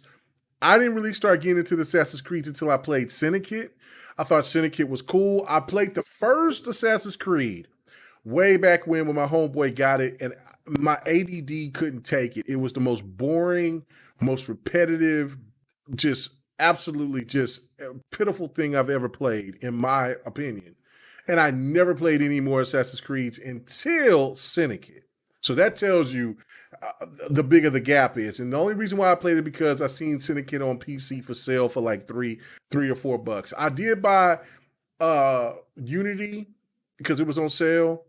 And then, but I didn't play it because I seen all of the backlash about how broken it was and things like that. I was like, well, okay, well, forget that. And so I played Syndicate. Syndicate wasn't bad, and I was like, okay, you know what? I can. It's got a flow. It's got a good adventure. I can dig this. But then the newer versions of Assassin's Creed came out with Bayek, which was Origins, and then Odyssey, and then I bought Valhalla. I haven't got into Valhalla yet. I'm going. That's one of the games I want to beat before the end of the year, before I start going into my online spree with Battlefield and Halo, and Back for Blood. So that's definitely on the list. I just fell in love with the Assassin's Creed franchise. So I went back, and so I played Unity after I seen that they did an Xbox patch with it, and I loved it. I thought the story was absolutely fantastic. I even played the online mode. And that there was the thing that made me look at this as like, oh yeah, there's a lot of potential here, because I've caught a couple of random people. It was 4 of us. We made a decision to go. It was it was a French lady that was a real woman.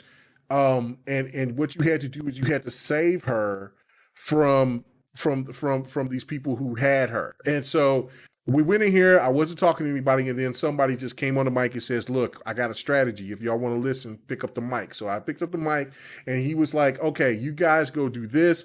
You other guys help me follow, and then take out the rest of these. We sneak in and take out these guards. If the alarm sets off, or if we set off anything, then you guys kill the people before they come inside." That's what we did. I thought the coordination and everything was spot on, was perfect.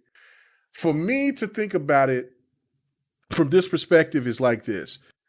Let's say that you can create your own assassin from the ground up. If you want your assassin to be more stealth instead of more like what you see from the later Assassin's Creeds, like with Bayek in them, where he's just more Witcher-esque type, where you just go in and you can just kick people's ass and just take out a whole colony or whatever.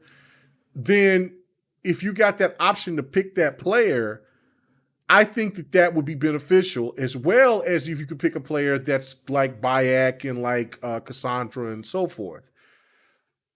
If you can do that to where you can create your character to your likeness, I think that holds a lot of weight. This is why Destiny is as important as it is because there's so many people that's invested into that game because of the characters that they create from scratch, and then they build upon them. Just think if they do that, and then they add those characters within this universe, and they do it. And I don't know how many of you guys on this panel has played For Honor and what they've done with the For Honor online. It is night and day compared to what they did at the beginning to what they do now. It is fantastic. And it's within the story mode, and it's amazing. It is For Honor is awesome. It's awesome. So I can see it being done. And then my last point on this is that I think that if they go this route, they could also, and I got to give a shout out to Predator because he said the same thing because we had the same idea, is that they now would be probably ready to make a single player experience push for Prince of Persia, and then put Assassin's Creed into this category with the rest of the online type of games. I don't know, but I think that would be smart. What do you guys think? Oh, damn. I hold my same position. I just want you to kind of I just want to note what you just said about For Honor and Unity. Mm-hmm. You said in the beginning it wasn't together, but now it works. My problem with that is whenever this game comes out, while they don't have their shit together, they're still charging full price. That's my problem. Like Unity, I'm grateful. I didn't have the same issues that everybody else did, but I paid full price for that game. And if my game wasn't working properly for the single player, I would have been pissed. For Honor, when it first came out, wasn't working properly, and No, people it paid wasn't. full price for it. And it's just like, I'm glad y'all got y'all shit together, but while you were doing that, there was an entry fee. You had to pay to get this game. And that's where, if you're doing a live service and it's online only, like, perfect example, look at Outriders. Unbeknownst to me, I subconsciously stopped playing that game. And if I had paid $60 for it and I couldn't even get in because it wasn't working properly, I wouldn't be pleased at all. And that's kind of what happened with me with Watch Dogs Legion. And I was just like, you know what?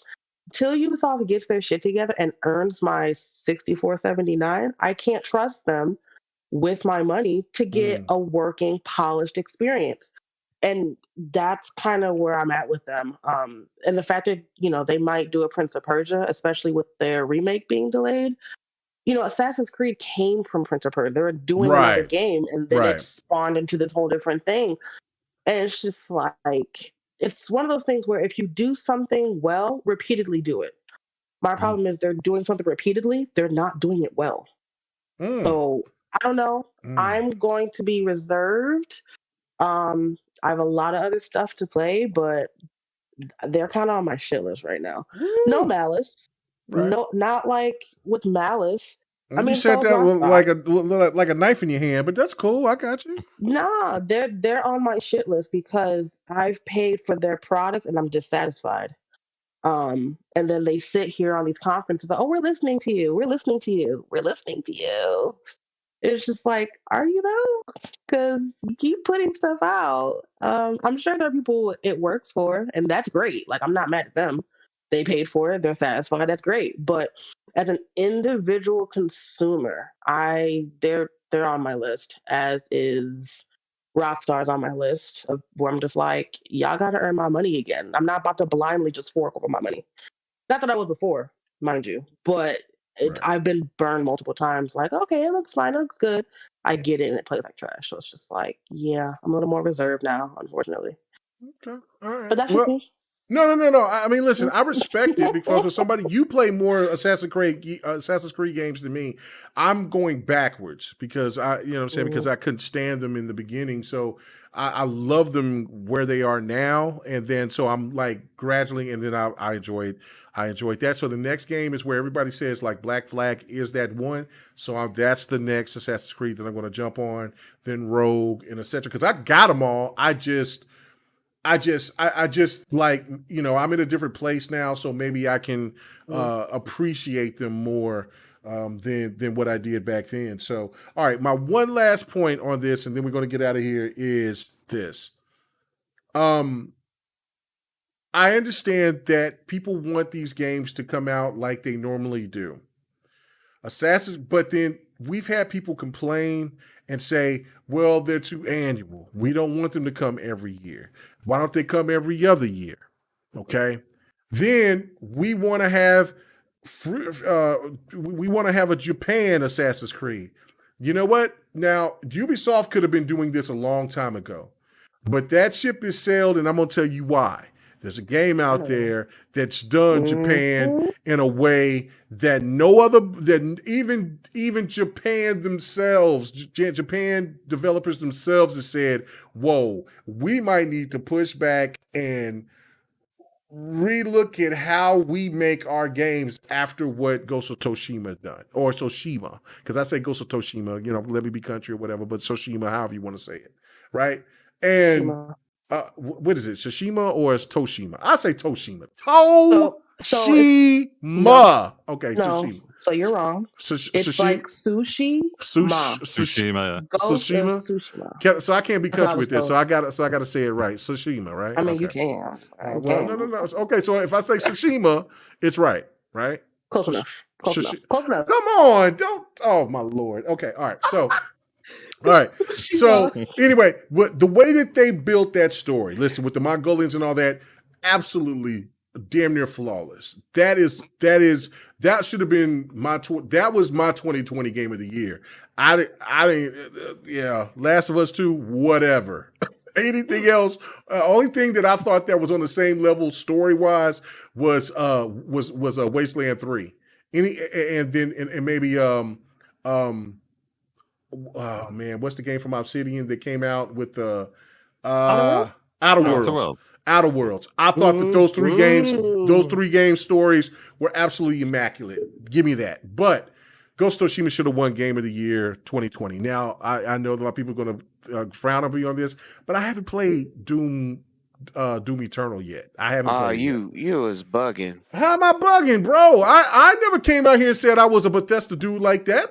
I'm not going to fraud the public. I never said it either. But I haven't played it yet. I haven't played it. I know everybody talks about this. If there was a game out there that make you feel like you a badass and you a monster, the first Doom was great, but I've been playing other games, so I play other stuff. But that makes you feel like you a boss. It looks from amazing. Beginning to end.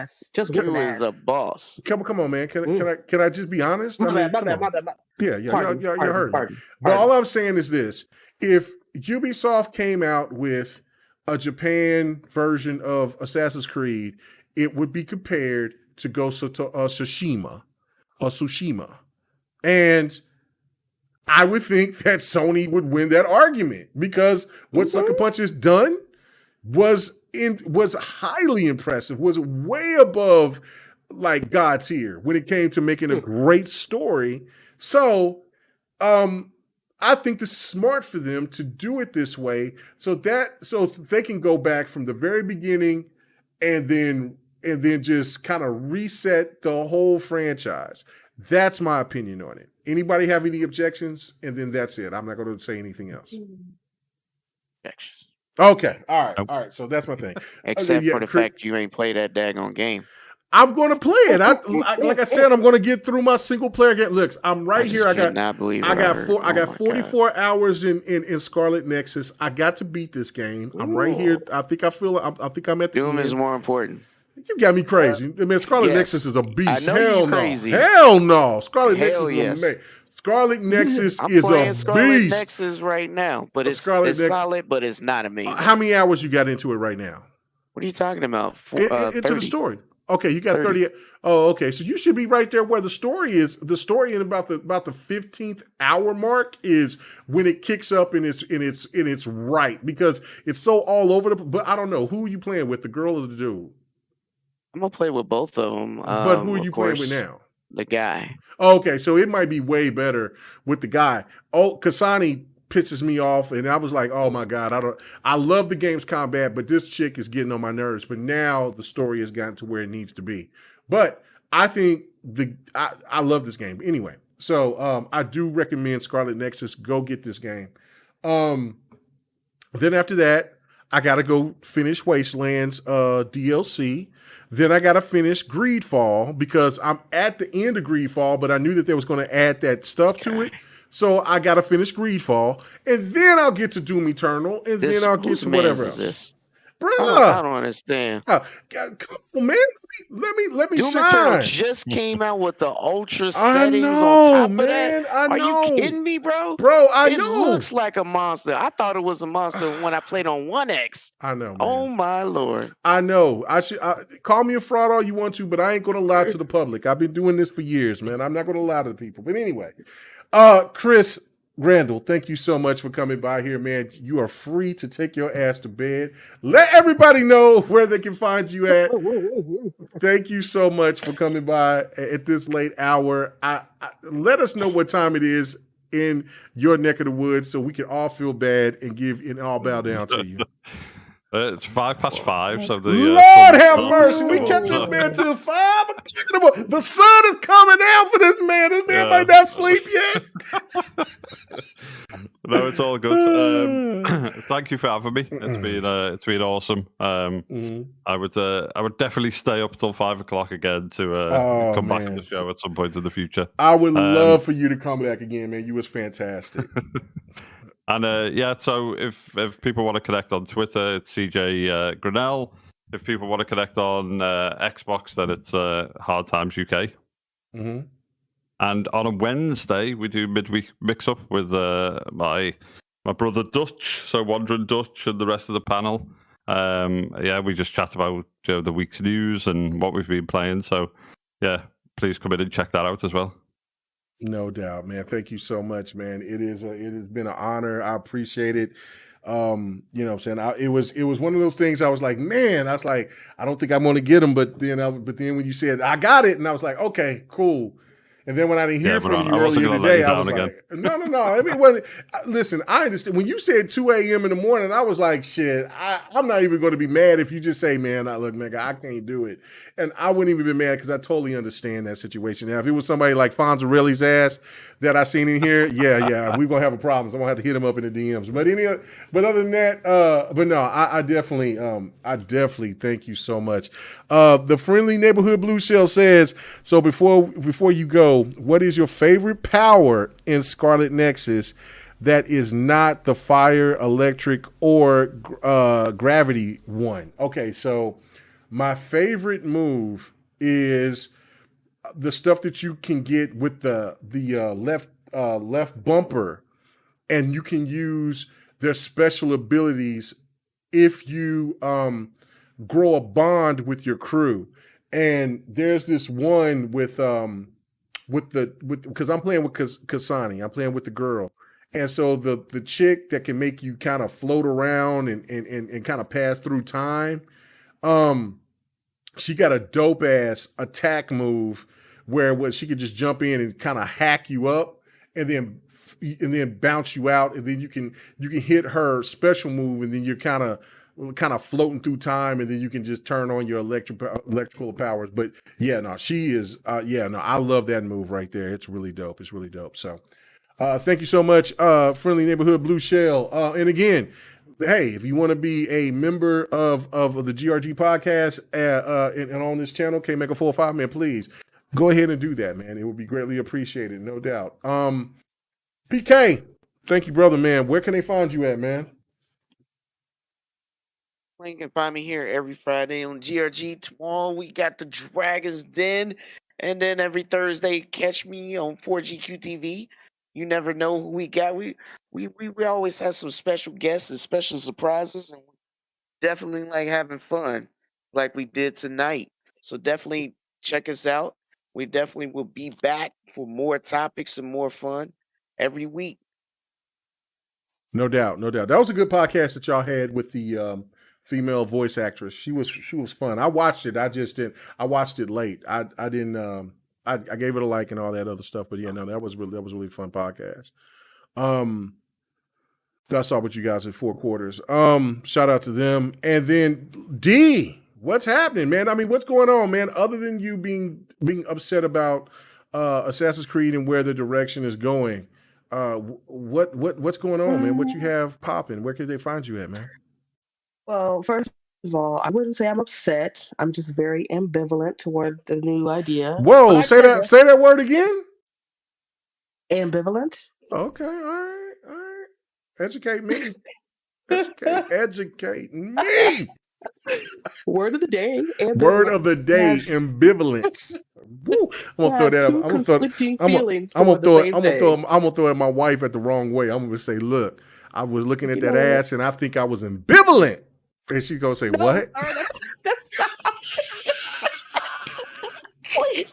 Okay, go ahead.